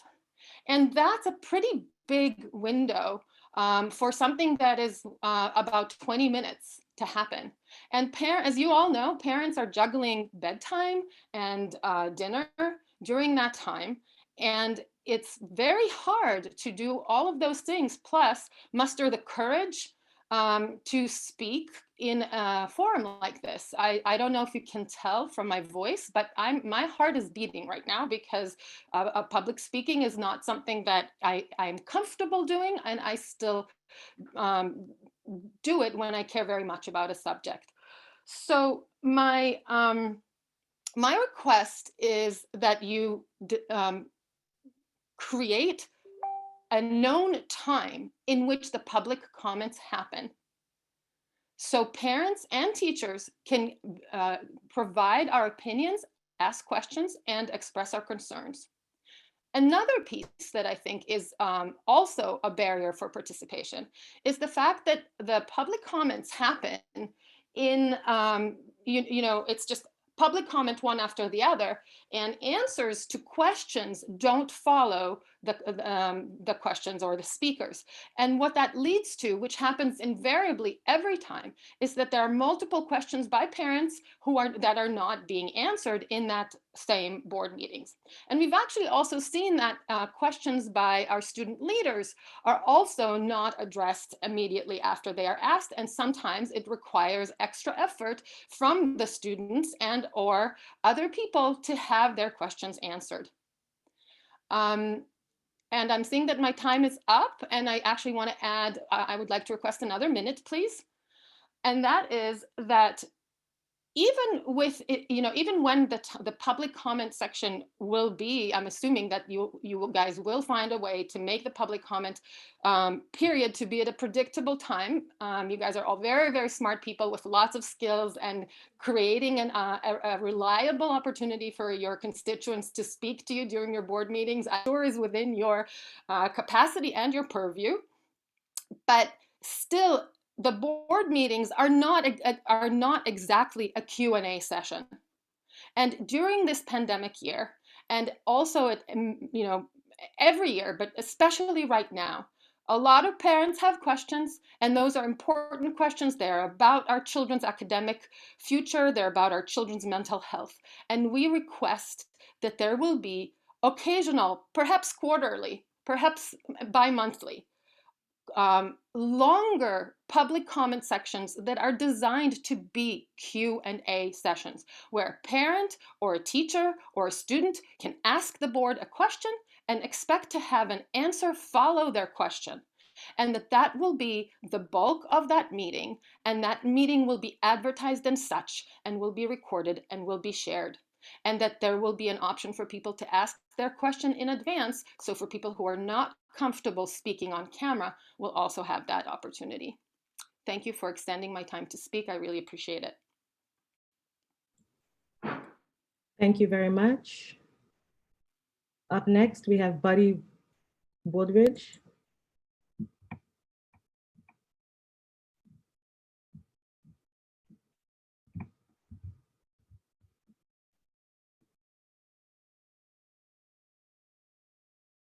Mr. Woodridge, you're unmuted. Hi, thank you for having me this evening. My name is Mr. Woodridge, and I do teach at DeWitt Middle School currently. I first would like to say congratulations to Saba, Ava, and Jolie. You were stars in our theatrical at DeWitt. Leads. Many of you were leads, and it's so good that you are taking the lead now to continue this good cause. If I may speak openly and honestly, I'm not a big fan of this format. It feels very oppressive. I applaud the recent speaker asking for the clock to be minimized. It seems like we're trying to be overly controlled and our voice is being marginalized. And that never quite feels good. Recently, I was unfortunate enough to have the experience of being spoken to in a very dismissive and condescending tone. And I don't think we as teachers should be marginalized as well. We're looking for support from our administrators, and I do not give permission to directors or administrators to talk down to me, to yell at me, or to treat me in a less than respectful way.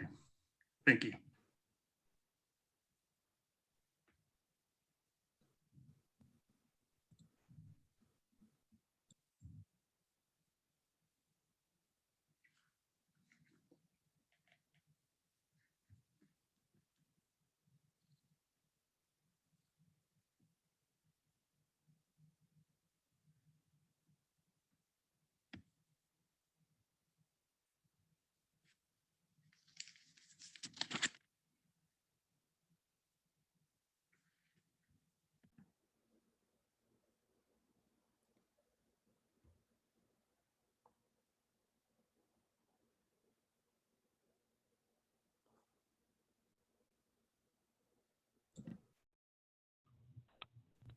I'm sorry, I don't see any, I'm sorry about that. I don't see anyone else in the chat.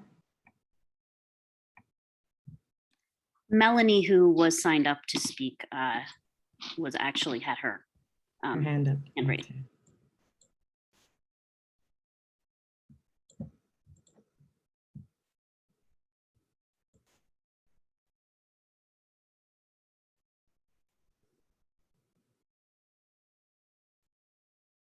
Okay, Melanie Gore. Hi, can you hear me now? Yes, we can hear you. Great. Sorry about that. I was on my phone before. I wrote something just so I won't mess it up. So forgive my formality of it. Hi, my name is Melanie Gore. I'm a parent to a 2020 IHS graduate, an IHS senior, an 8th grader at DeWitt, and a 4th grader at Northeast. So I've had a wide array of experiences through each of our children attending ICSD. This is my 7th year with a student at DeWitt. And some of those years that we have been at DeWitt, Principal Knight was amazing, but some of those years were very challenging. And so I wanted to just take a minute to, I meant very challenging, it seemed like, for DeWitt itself. And so I wanted to just take a minute to give Principal Gray a vote of confidence and thanks for taking on the difficult role of being a new principal in the middle of a pandemic and working so hard for our students. Principal Gray, in my opinion, has been very accessible and engaged. She seems dedicated to DeWitt and its students. I asked my daughter, who is attending hybrid, specifically what she really liked about school and Principal Gray. She told me it's a really positive environment being at DeWitt. Everyone there really cares about the students, and she said both the teachers online and in person seem to care a lot. She said that Principal Gray is really supportive and responsive to students' needs and issues. She likes that Principal Gray includes the students in discussions, planning, and activities such as getting to make their own Black Lives Matters t-shirts, and soon they're working on their own International Women's Month t-shirts, that she enjoyed that ability to make their own unique and creatively. She feels like all the adults in the building are taking things seriously, but they aren't going to get upset with you if you make a mistake. My daughter sees things like the food service workers putting a lot of effort into the lunches. She sees a lot more supplies available in the school supply closet, and activities such as games and an exercise bike set up in the cafeteria for students to enjoy and de-stress. Overall, there's a feeling of like there's much more union between the students and all the teachers and staff, and that DeWitt is an environment you look forward to going to. So I just wanted to say thank you, obviously, to all the ICSD teachers and staff, but that was a big adventure, I'm sure, for Principal Gray to take that on. So I just want to say thanks for being there for our kids.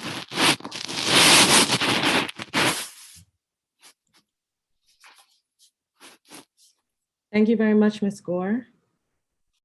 And that looks like it for, let me see, one more second. That seems to be it for public comment, Sean.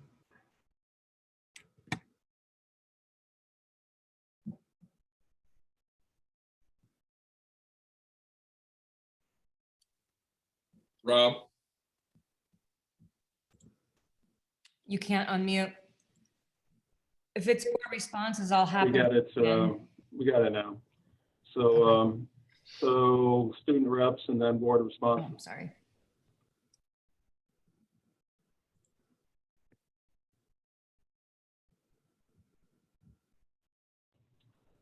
We thank everyone for speaking, but we'll do student reps and then board responses and then move on with the agenda. Okay, I guess I'll start. A week before February, now a short, quick, open-ended survey to students and teachers asking what questions, concerns, and thoughts they'd like to share with the IHS admins, Board of Education, and their teachers or students. Keeping in mind to not frame the questions, we kept the questions as open-ended as possible for participants to freely share whatever is on their mind. as we firmly believe that supporting teachers and hearing their voices will also greatly support students. We would like to share some concerns that are on teachers' minds that were directed to the board. In light of the recent controversy surrounding our ICSD administration, one topic that came up with both students and staff were concerning administrator evaluations. One response from an IHS staff member asked, quote, would the board consider require staff feedback be a part of administrator evaluation, as well as the general question of how are district and building administrators evaluated? Teachers and students would appreciate it if the board could address the subject of administration evaluations as well as the related suggestion. Well, safety is always seen to be a priority during this pandemic. We are in the process of returning to sports and in-person learning, which is exciting, but also raised some concerns. One student said, I really hope that their focus is keeping us safe and keeping us from getting COVID, and not getting us back to school and sports. Safety is more important than normalcy. One teacher also expressed their feeling of being rushed to get back in person, asking the board, please do not rush or force remote learners and teaching staff back to school, because the government is putting pressure on schools to reopen fully. While we understand the importance of in-person learning and the anticipated return to sports, it is crucial that safety remain our priority. We are wondering what policies are in place to ensure that return to sports is safe for both athletes and coaches alike. Yeah, so it seemed like Emma broke up a lot, so hopefully the next topic addressed will help with this type of technology. As we are discussing future teaching approaches amidst COVID and upcoming vaccination plans, teachers have some thoughts on the current learning model at IHS. I would like to acknowledge that this was also mentioned very eloquently in the public comment section. We understand that the administration is doing their best considering the current circumstances, but we are hoping that the input of teachers and their perspective could help improve learning systems for next year. As students, we don't want to assume what teachers are saying, but teachers' voices are important, so we would like to read their responses concerning this very relevant topic. One teacher quotes, or staff, teaching students virtually and in person at the same time is challenging and exhausting. It requires more technology than teaching one or the other alone.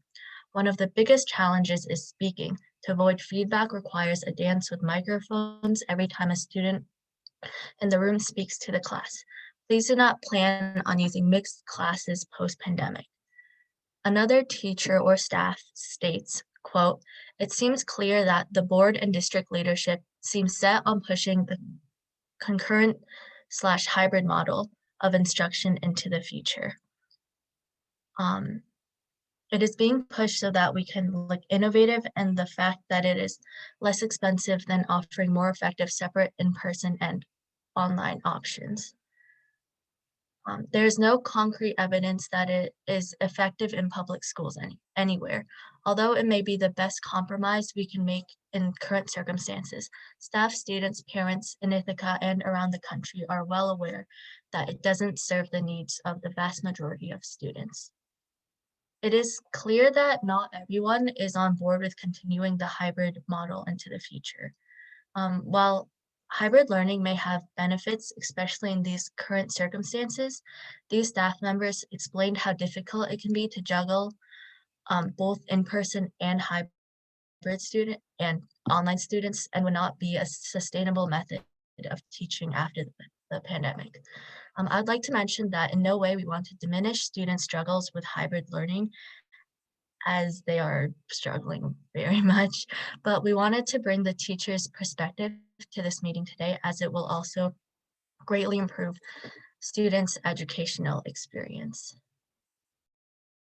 I'm gonna keep my camera off for this one, assuming it might work a little bit better. Another topic that was addressed was committee work. Teachers seemed confused about what was being done with their summer task force work. One respondent explained, this summer, teachers spent a huge amount of time developing scenarios that would work given the pandemic and community and student needs. All of it was suddenly thrown out the window shortly before school started with a top-down developed plan that ultimately had to be changed, end quote. Another frustrated staff member expressed they felt, quote, almost completely ignored as the central administration decided to go in a complete direction. Continuing, said the board has consistently made stance decisions and actual policy without any regard to the input of staff or concerns.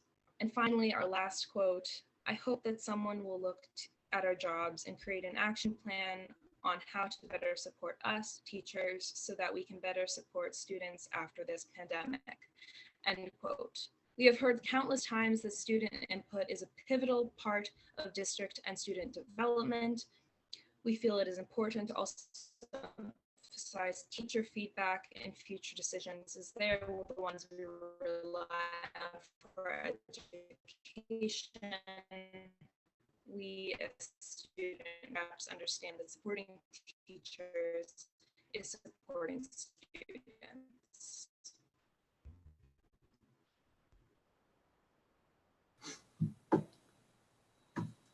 As we head into the spring, students around the district will be selecting their courses for next year in the coming weeks and months. ICSD is committed to furthering equity and equal access, yet there is one system in the district that I believe is massively holding us back. And that is using teacher recommendations as the foundation for course selection. At ICSD, there is a big problem with a lack of socioeconomic, gender, and racial diversity in classes, especially higher level classes. I believe that taking course selections outside of students' hands, as well as limiting the courses that students have available to them, is perpetuating the racism, classism, and even sexism that exists in the school system. In an ideal system, there are many levels of courses that students can choose from, and students would have the freedom to move between the levels with ease until they find the level that best suits them. However, ICSD's current system prevents students from moving easily between levels. As to override a teacher recommendation, families must undertake an official process, and sometimes requests aren't even accepted. Although it is a simple process, many families simply don't have the bandwidth to go through with it. As such, disadvantaged students are stripped of the opportunity to move up the ladder if they started middle or high school off slow. To improve access and student success, ICSD needs to make course selections entirely determined by students, obviously with support from guidance counselors and teachers, but ultimately decided by the students themselves, and to preserve the multi-tiered system for courses. That will allow students to find the level that is right for them without the system holding them back, and allow teachers to teach to the strengths of students learning at similar levels. It seems to me like right now, for many, especially high school classes, we have, let's say, a 3-story building, but there are no stairs between the first and the second floor. I think that we as a district, instead of removing the second floor altogether, need to focus on building the stairs to allow students to more easily move between levels and find their best fit so that everyone can succeed.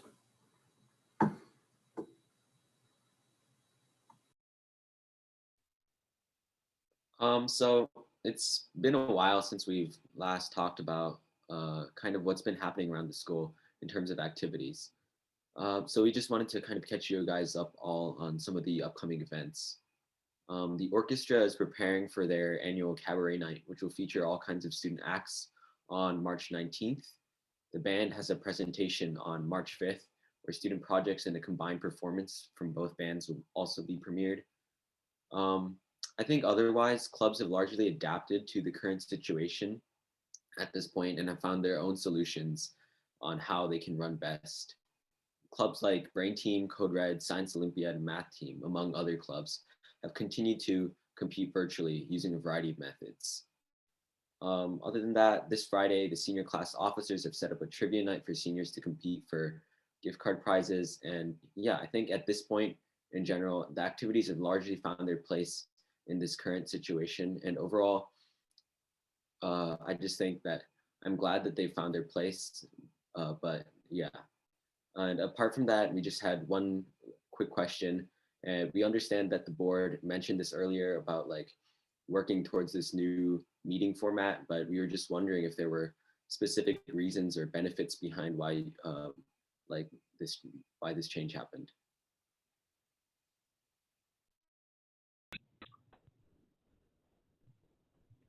Everyone good at the guy? We'll move on. Okay, board responses. Hi, Rob and everybody. I'd like to start. I may chime in on some other issues later, but the ones that are more immediate first, I'd like to thank Melanie Gore for giving a shout out to Carlin Gray, who I feel like we are so lucky that she has spent her career in Ithaca, and she has many opportunities to go elsewhere, but she's stuck with us, including taking on a principalship during a pandemic. And I know she's working 24/7. And I'm glad that people are recognizing just how good she really is. A couple other things. So on the issue of the hybrid model. Lillian Yavitz read a letter about the problems with the hybrid model. We all know the problems with the hybrid model. I was a teacher for 35 years and I can't imagine doing that. I watch my daughter, who's a teacher at LACS, doing the hybrid model every day, and it's rough. It's incredibly rough. Nobody thinks it's good, and somebody suggesting that the board and the administration is like wanting to continue the hybrid model.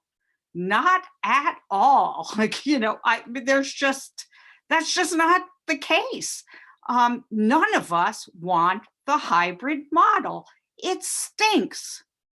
But as the same speaker who suggested that we are somehow pushing the hybrid model to continue, admitted that it is, given the current circumstances, the best compromise. So that's where we are. And I think, and everybody in the administration is working tirelessly to figure out, first of all, how we can bring more kids back into in-person learning if they want to be, because, we recognize that for many kids, that's what is really, really crucial. So everybody's trying to figure that out. How can we bring every kid who wants to be in person back in? And then, planning for the future, absolutely. I mean, things are changing all the time. You listen to the news and you hear, we're going to be at this place by April. We're going to be at this place by July. We're going to be at this place by next September. We just don't know where we're going to be. So we have to keep working and planning. And our plan would be, our desire would be for every child and parent who wants their child to be in person, to be in the classroom. That's what we want. And finally, I would say to Adam, and when his last point about course selection at Ithaca High School, maybe things have changed, but when I taught at Ithaca High School, and I left there 10.5 years ago, our teacher recommendations meant nothing, absolutely nothing. Students and parents had the choice to put themselves into any course they wanted to be in. Maybe that's changed, and I'm interested to find out if that's the case, which is not to say that when a student parent hears that the teacher is not recommending them for the upper level, that doesn't have an effect. But my experience was it never stopped a student and their family that wanted them to go into a course from going into a course. But maybe that's changed. So I'm going to ask some questions about that. So from my experience at Ithaca High School, every spring, I think actually this week, I actually still have to do this. We, as students, we submit our course selections through School Tool. Previously, we do it in guidance counselor meetings, but it's moved virtually. And around the same time, teachers also submit their recommendations into School Tool. In core classes, so non-elective classes, what goes into the scheduling system over the summer is the teacher recommendation, not the student selection. And the student then has to fill out a few forms, send them into the school to override that. I've had to do that in the past, and I'm lucky that my family is very supportive of my education, and was actively interested in me pursuing that, and that and knowing that that the reason my recommendation was lower than the class that I wanted to take was due to external factors in my freshman year. And I fear that for many students who are not so fortunate, that who may not have been able to prioritize school in middle school, or maybe even their first or second year of high school, might not have the same support to go and pursue a higher level of education if they want it. And I think that regardless of how easy it may be, we need to remove the boundary, even if you don't think it's that big of a boundary. It still shouldn't be there.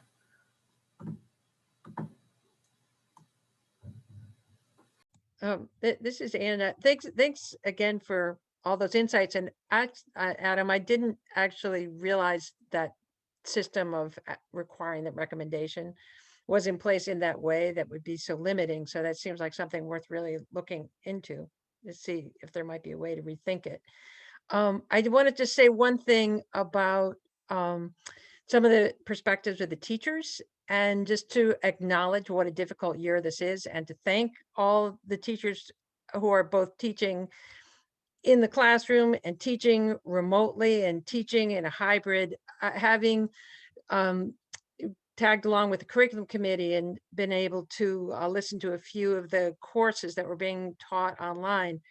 I just have enormous respect for the challenges that all the teachers have been facing, and all the administrators have been facing, and all the kids have been facing. It's like, this is not an easy situation to teach in the context of this pandemic. And I've just been really impressed with all the solutions that people have come up with, and the energy that is required to come up with kind of really to teach in unique ways, absolutely every single day. So I thank you for that. And it just to acknowledge that.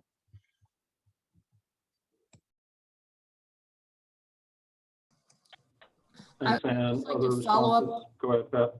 I'd like to follow up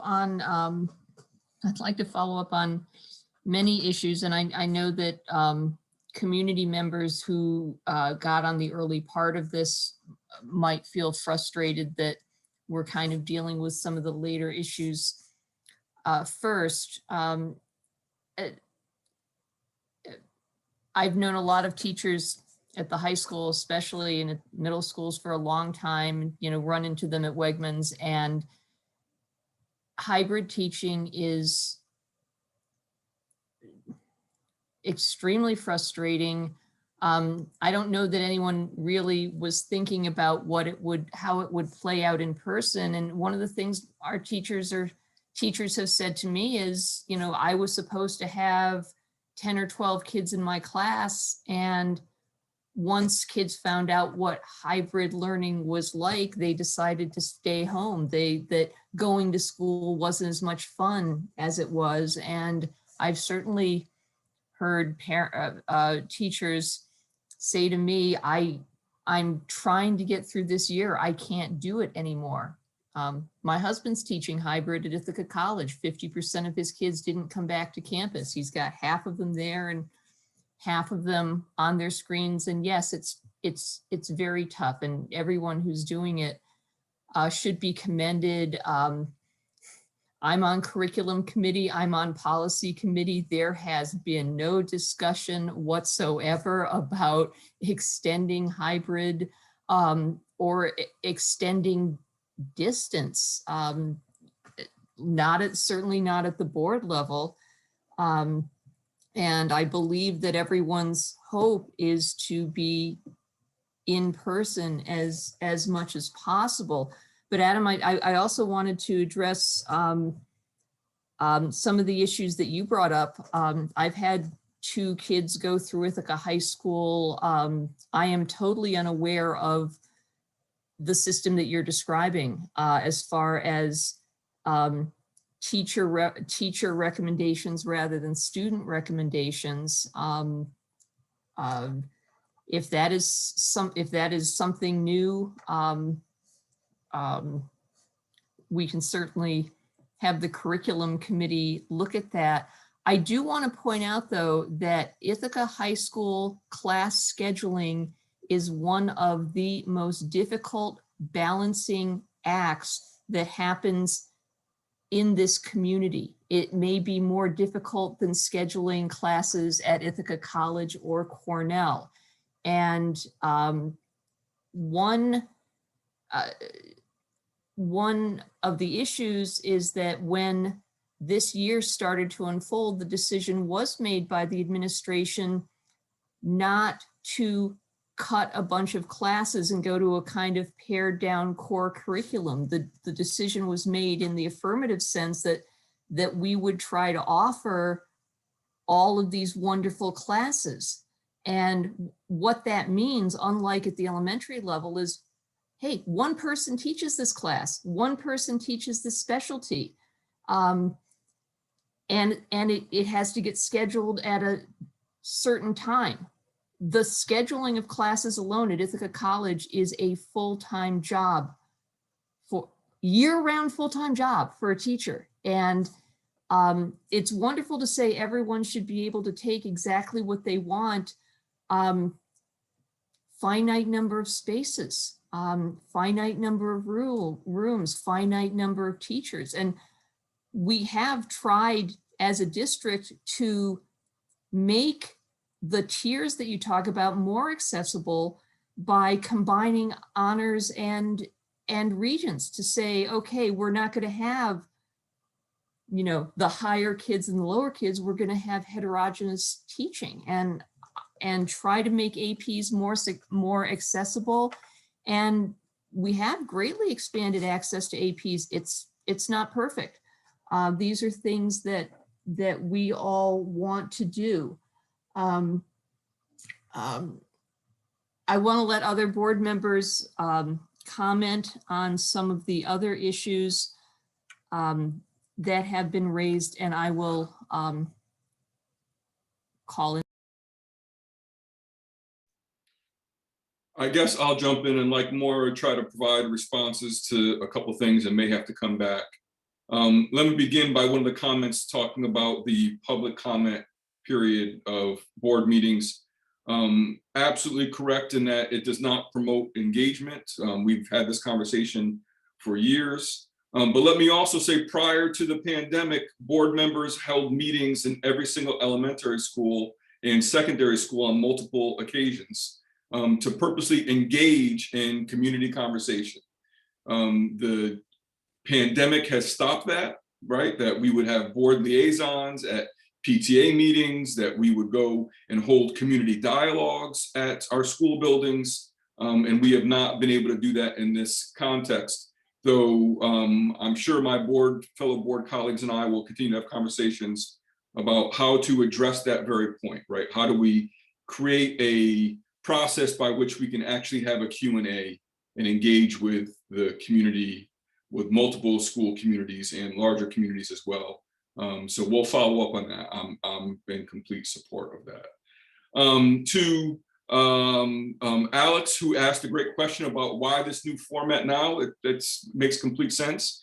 For a long period of time, the past couple of years, the school district has had a contract with the Google platform. It's precisely why most classes meet in Google Meet. Most recently, we increased our contract with Zoom to allow for webinars. It allows us to host a larger number of people, to have a larger number of co-hosts and panelists. From my perspective, I keep using I statements, it also increases the ability of access to be able to live stream on Facebook and YouTube and other platforms. So hopefully it makes it much more accessible. It definitely eases the facilitation for our support staff. It's an easier platform to be able to put people into public comments, to get people online. And even while it was clunky today, it makes that part easier.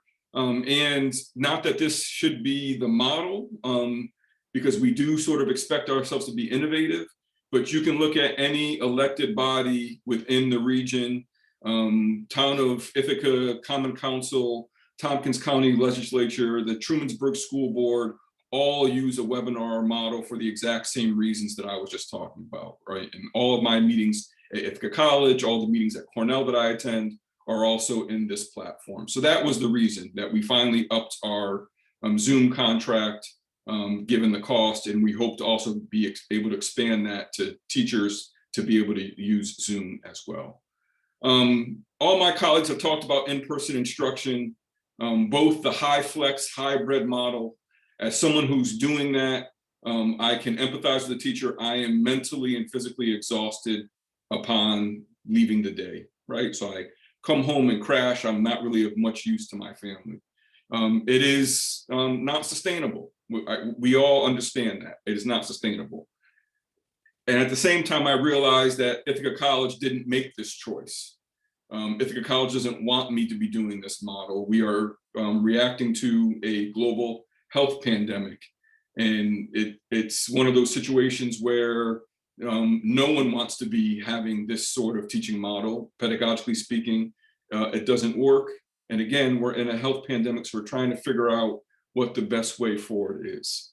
Yes, it's heartbreaking that we can't have more students in person, without question.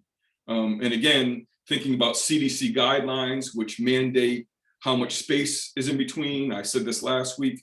I currently teach a class of 20 in a classroom that was built for 103 students, and that's the maximum capacity. So even if I wanted to have a class of 50, CDC guidelines prevent that from taking place. We are trying to wrestle the spacing guidelines, appropriate staffing, people's rightful concerns about the contraction of COVID-19, and any other number of things that we want to add there. It is nowhere near an excuse, but it is the reality of all the conflicting and oftentimes contradicting elements that we're trying to negotiate to make sure that we can get as many students as possible back in school buildings while still providing an exceptional education for those folks who are online. And that is difficult. There's no question that is difficult, right? That part I understand. Conversation about board transparency and the allegations. We said last board meeting, we have answered the questions. It is part of the affidavits to the commissioner's report. Anyone who has questions should please go find those documents. I am very sensitive to the sensitive information that is there. It's partly why when one of our student reps asked last week about making these documents much more accessible, I said we have to remind ourselves that this includes information about young people, and therefore we should be very mindful. Both the original petition includes significant information about young people, as well as the board response. It's a difficult situation to be in and to navigate, but the board has responded to every single allegation that was made, and we encourage the community to read our responses. And again, it's part of a process, and the third party will be the commissioner's office to render a decision about our role in that. I have complete faith that we've acted in a way that's in the best interest of young people, taking the allegations extremely seriously, and coming to the decision that we came to continue to move forward with our leadership because of the great work that they're doing. And I will stand by that, and I look forward to having additional conversations with community members regarding that as well. Regarding administrator evaluations, phenomenal question. Again, part of this is a union negotiated item.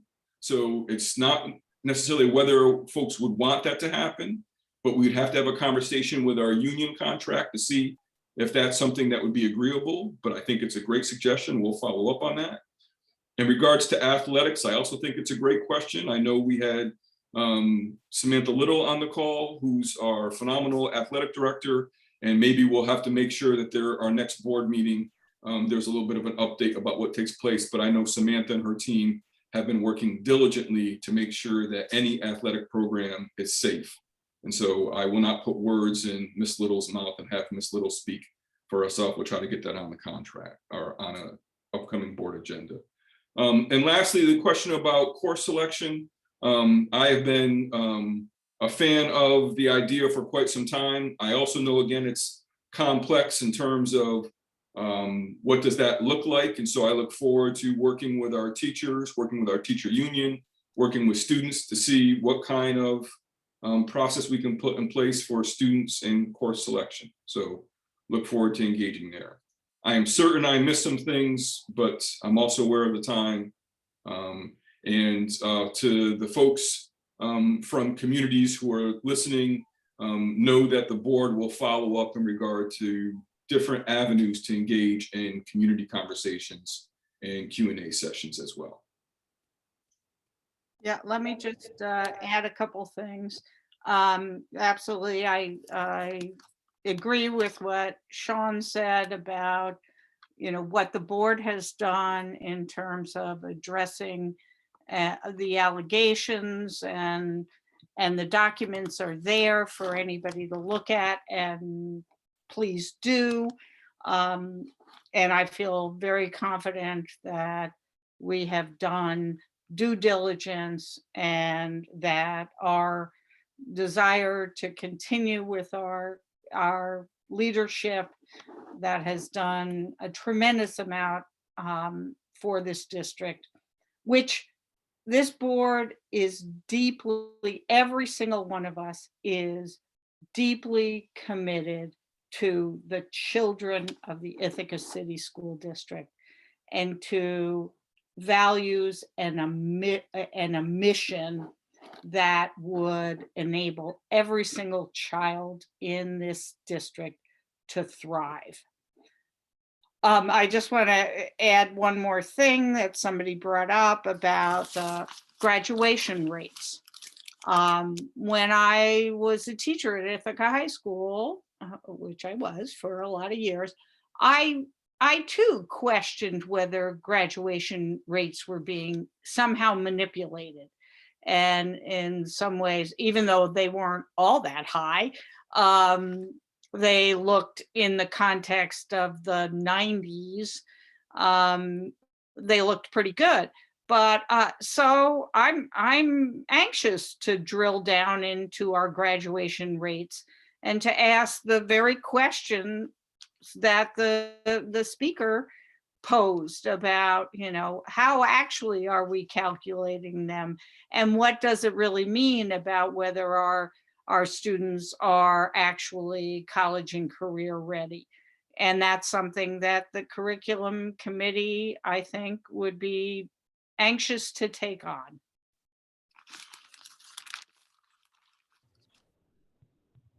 Thank you, Sean, Moira, Pat, Ann, well said. I certainly ditto. Any other comments right now? Certainly many items have been covered. We still have more board meeting to go. Nicole, anything? Go ahead, Nicole. I would just say, I feel like most of my fellow board members have answered a lot of the questions or responded to the comments that have been said. I think what I would probably add is that as a district, we have a major communication problem. And that is something that we as a district have to work on, whether it's about miscommunication, lack of communication, addressing the various communities that reside within this one community. I think we need to do a better job at communicating what all of our processes are regarding specific issues as we talk about trust and building trust, maintaining trust. I think communication is a large piece of that. And if there's a lack of communication, then it's hard to build or maintain anything. Adam, thank you for your comments about course selection. I think those comments very much relate to the earlier presentation as we think about what Saba, Willow, and other students spoke about in terms of being encouraged, being supported. So while Moira may have had the experience of feeling like students and parents had autonomy or had a huge say in courses that they could choose, we heard from students today that that is not the case. So as we're moving forward, I'm hoping that our administrators and assistant principals that are on this call are doing more to advocate for students. And as we think about our district being student-centered and centering their voices, I think we need to latch on to their interest and make sure that we're allowing them to have a voice in what they're interested in, what they want to pursue. As we talk about graduation rates, when I ran a write-in candidacy 5 years ago, talking about the graduation rates was definitely part of my platform. I see that Lynn is on this call, and I believe an equity report card will be coming out soon. So I know that I am eager to dig into that data, to look at who's graduating, who's not, what reading levels are not where they need to be before we even talk about high school. When students are graduating from elementary school, if they're lagging behind, I think there's a high probability that they're not graduating at a rate reading where they need to be. So what are we doing to put those support systems in place in middle school before they even get to high school? In terms of the hybrid model, we all know that it's not working. I think that the community maybe has misconstrued what has been said in the past by Dr. Brown and others about wanting to maintain some form of hybrid model for students that have been succeeding, as some of us are introverts, some of us are extroverts, some students are succeeding learning from home because that is what is most comfortable for their own social interaction skills. But I don't think that it is the desire of the district to implement a system that is not working for most, but figuring out a way to be creative to respond to diverse needs of students. As Dr. Bratwell stated, there are CDC guidelines that we have to abide by. We have to work with the Tompkins County Health Department while we're thinking about spacing for students and keeping the spread at a minimum. I will say that the administration team has been working diligently with families who want to return in person to think about other schools. So if a family is committed to staying at their home school and not branching out to other schools, that limits the possibilities of a student of returning if they're not open to going to another school where they would be successful in being able to engage with different folks.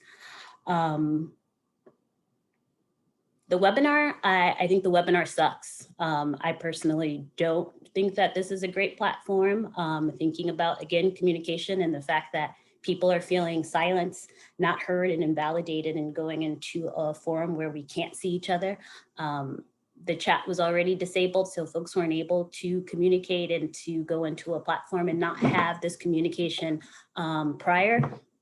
It doesn't sit right with me. I'm sure it doesn't sit right with many. So again, going back to that communication piece, I think that's important. As many people have said, this is not a conducive space to engage in dialogue, nor was it built to, whether we're talking about the Board of Education, we're talking about the Board of United Way. All of these board meetings are created for board members to come together to talk about what has happened in between board meetings and to vote and move items forward. Community conversations are spaces in which we can have back and forth dialogue and push each other to think and reflect. But this is not a space that was built for that. So my sincere apologies that this feels like a space where people are not feeling like we're responding immediately to what you're saying, but it also was not the purpose of this space. So again, we have to get creative about the ways in which we can engage in dialogue. And this is a very late time. My kids are asleep. They should be asleep. They're with my ex-husband. I hope they're sleeping. So I understand the fact that this time doesn't work for many people in terms of being able to voice their opinions. If we're thinking about the single parents, the people that are working graveyard shifts, no time works for everyone. So I guess a lot of that work is the district, the board, the admin team, also reaching out to community members and not always expecting for community members to come to us. I think that's all that I have to share. As it relates to all of the accusations that are surrounding Dr. Brown, what I will say is that I'm making I statements. I personally struggle with the language that I've been hearing in terms of gross harm that he has done, as I think about the time that I've been on the board, and I can think about educators within our district who have physically and emotionally harmed students, and specific communities have wrapped their arms around educators who have abused children, and to see that we are now attaching that kind of aggressive language to someone who has not physically harmed someone makes me uneasy. I think that we can have different viewpoints in terms of what is abuse of power and who we label as abusers, but I push back heavily on this idea that we or specific people are using tactics in terms of social justice or class, because when we think about what is happening in our climate and who we push into the darkness and who we allow redemption, it tends to be Black people. It tends to be people of color, and white people get a second chance, whether we're talking about people that have committed violent crimes, whether we're talking about people who have committed white collar crimes. Those who are not given a second chance or given the ability to tell their story tend to be Black and brown people. So I want the people that are listening to sit and reflect and think about their privilege, think about who they push back on and who they allow to speak, and who they allow forgiveness, who they allow to hear I am sorry, and who they're willing to accept that from. And that's all I have. Thank you, Rob. Thank you, Rob. Nicole. And Rob. Eldred, did you want to speak then, Maura? Yeah, just want to say something. I'm going to be really quick. I just want to speak to one point that Nicole made. And I want to apologize to Adam if I sounded dismissive about what he was saying about course selection. I was speaking about my experience that's 10 years old. And it does sound like now that there has been a shift to a more digital electronic system, that things have changed. And the curriculum committee, I think, will be very interested in looking at what is happening actually with students choosing courses. Oh, thanks, Mara. And E, go ahead, Elder. Lots been said, lots been covered, lots been responded to. The only space that I think I could be useful in right now is to address Yael. I don't see her on the call anymore, but Yael Sar is the mother of one of our student reps, and she is one of the most powerful women I've met, period, much less this community. And if she's saying she feels intimidated to talk to us as board members virtually, that's something that I think we should take under consideration. This setup is not supposed to make our public feel as if they're coming into a castle, right? We're not kings, we're not popes, we're not presidents, we're people, we're volunteers. We're volunteers who used to get rubber chicken twice a month. We don't even get that. And to negotiate these difficult spaces in these trying times, I don't want to do it. I don't feel good doing it under the auspices of people feeling like they can't actually engage with us. So that's something that we should take into consideration. How can we make this a more community-friendly approach? As Rob said, or somebody else said, we got a job to do here, right? We need to get through things. And now it's 10 o'clock and we haven't gotten through things. I get that. But I think she suggested maybe once, every so often we open up this conversation and make it more of a dialogue, because we can't physically do community conversations. The second piece I'd like to address regarding what Yael said is the window for public comment. It doesn't seem to me that it shifts that much. I think people still get confused that the Board of Education goes into an executive session at 6 o'clock. We typically come out of that at 7 o'clock. That is when the public meeting starts. There are times which we have to be delayed because we're talking about sensitive matters, but we may go to 7:30 before you see us. But that's the range. In my 12 years now doing this, it's 7 to 7:30. God bless us if we get out of it early and come to the meeting, but that doesn't seem to happen. So that's a practical window. You should expect to see and hear from us, and expect to be able to respond, expect to be able to give your input, make that family commitment or whatever personal commitments, professional commitments you have to make, and understand that somewhere between 7 and 7:30, you're going to get a chance to express yourself. Other than that, I'm going to hold my tongue and thank you all, my colleagues, for expressing yourselves so clearly on these issues. Thank you, Eldred. Anyone else before we move on? Pat, again? Just very, very quickly, this week and 2 weeks ago, we did shift around the public comment period by a considerable amount of time because we had student presentations. And last time it was because they were fourth graders and they needed to get to bed. And this time there was I'd say a very, very long, very productive discussion, a very interesting discussion, but it was 8:30 or so before public comment got started. And again, it's tough for students when they have to wait, and it's tough for families when they have to be on Zoom for 2 hours or more. Pat, to that point, I think that's all the more reason why we should follow the recommendation and try to find a space that is about engagement. Board meetings are historically set up to vote on the work that's being done, and we can do some additional work. So to Nicole's point about communication, to Elder's point about trying to do something different, Pat, to your point about, yes, we have moved public comment around pretty extensively over the past month and a half. We'll try to figure out some solution to make sure that that is clear and engaging with our community.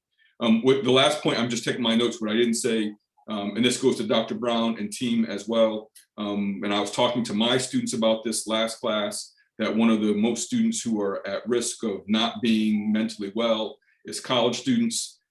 With that being said, we know that's all of us. And so the increased focus on our mental well-being and social emotional learning, we'll have to do some work about pushing out resources from all our community. I felt that was it was a heart-wrenching comment to hear, but one that we have to recognize as well. So we'll follow up, Dr. Brown and Ms. Talcott, about how we can push out the resources that are available for ICSD to our community buildings as well. We'll follow up with that. Thank you all for your comments.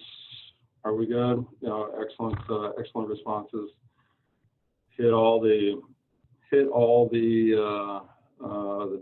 topics, but if we can, we do have some business to take care of, and we're going to try to get Carlin Ray and others, if they're still here, to talk about middle schools. But let's get there shortly.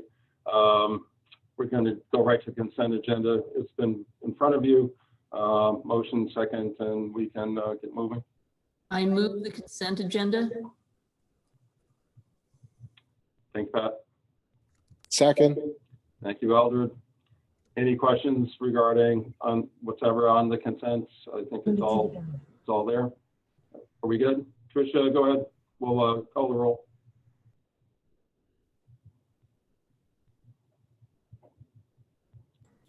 Rob Ainsley, Yes. Erin Croyle,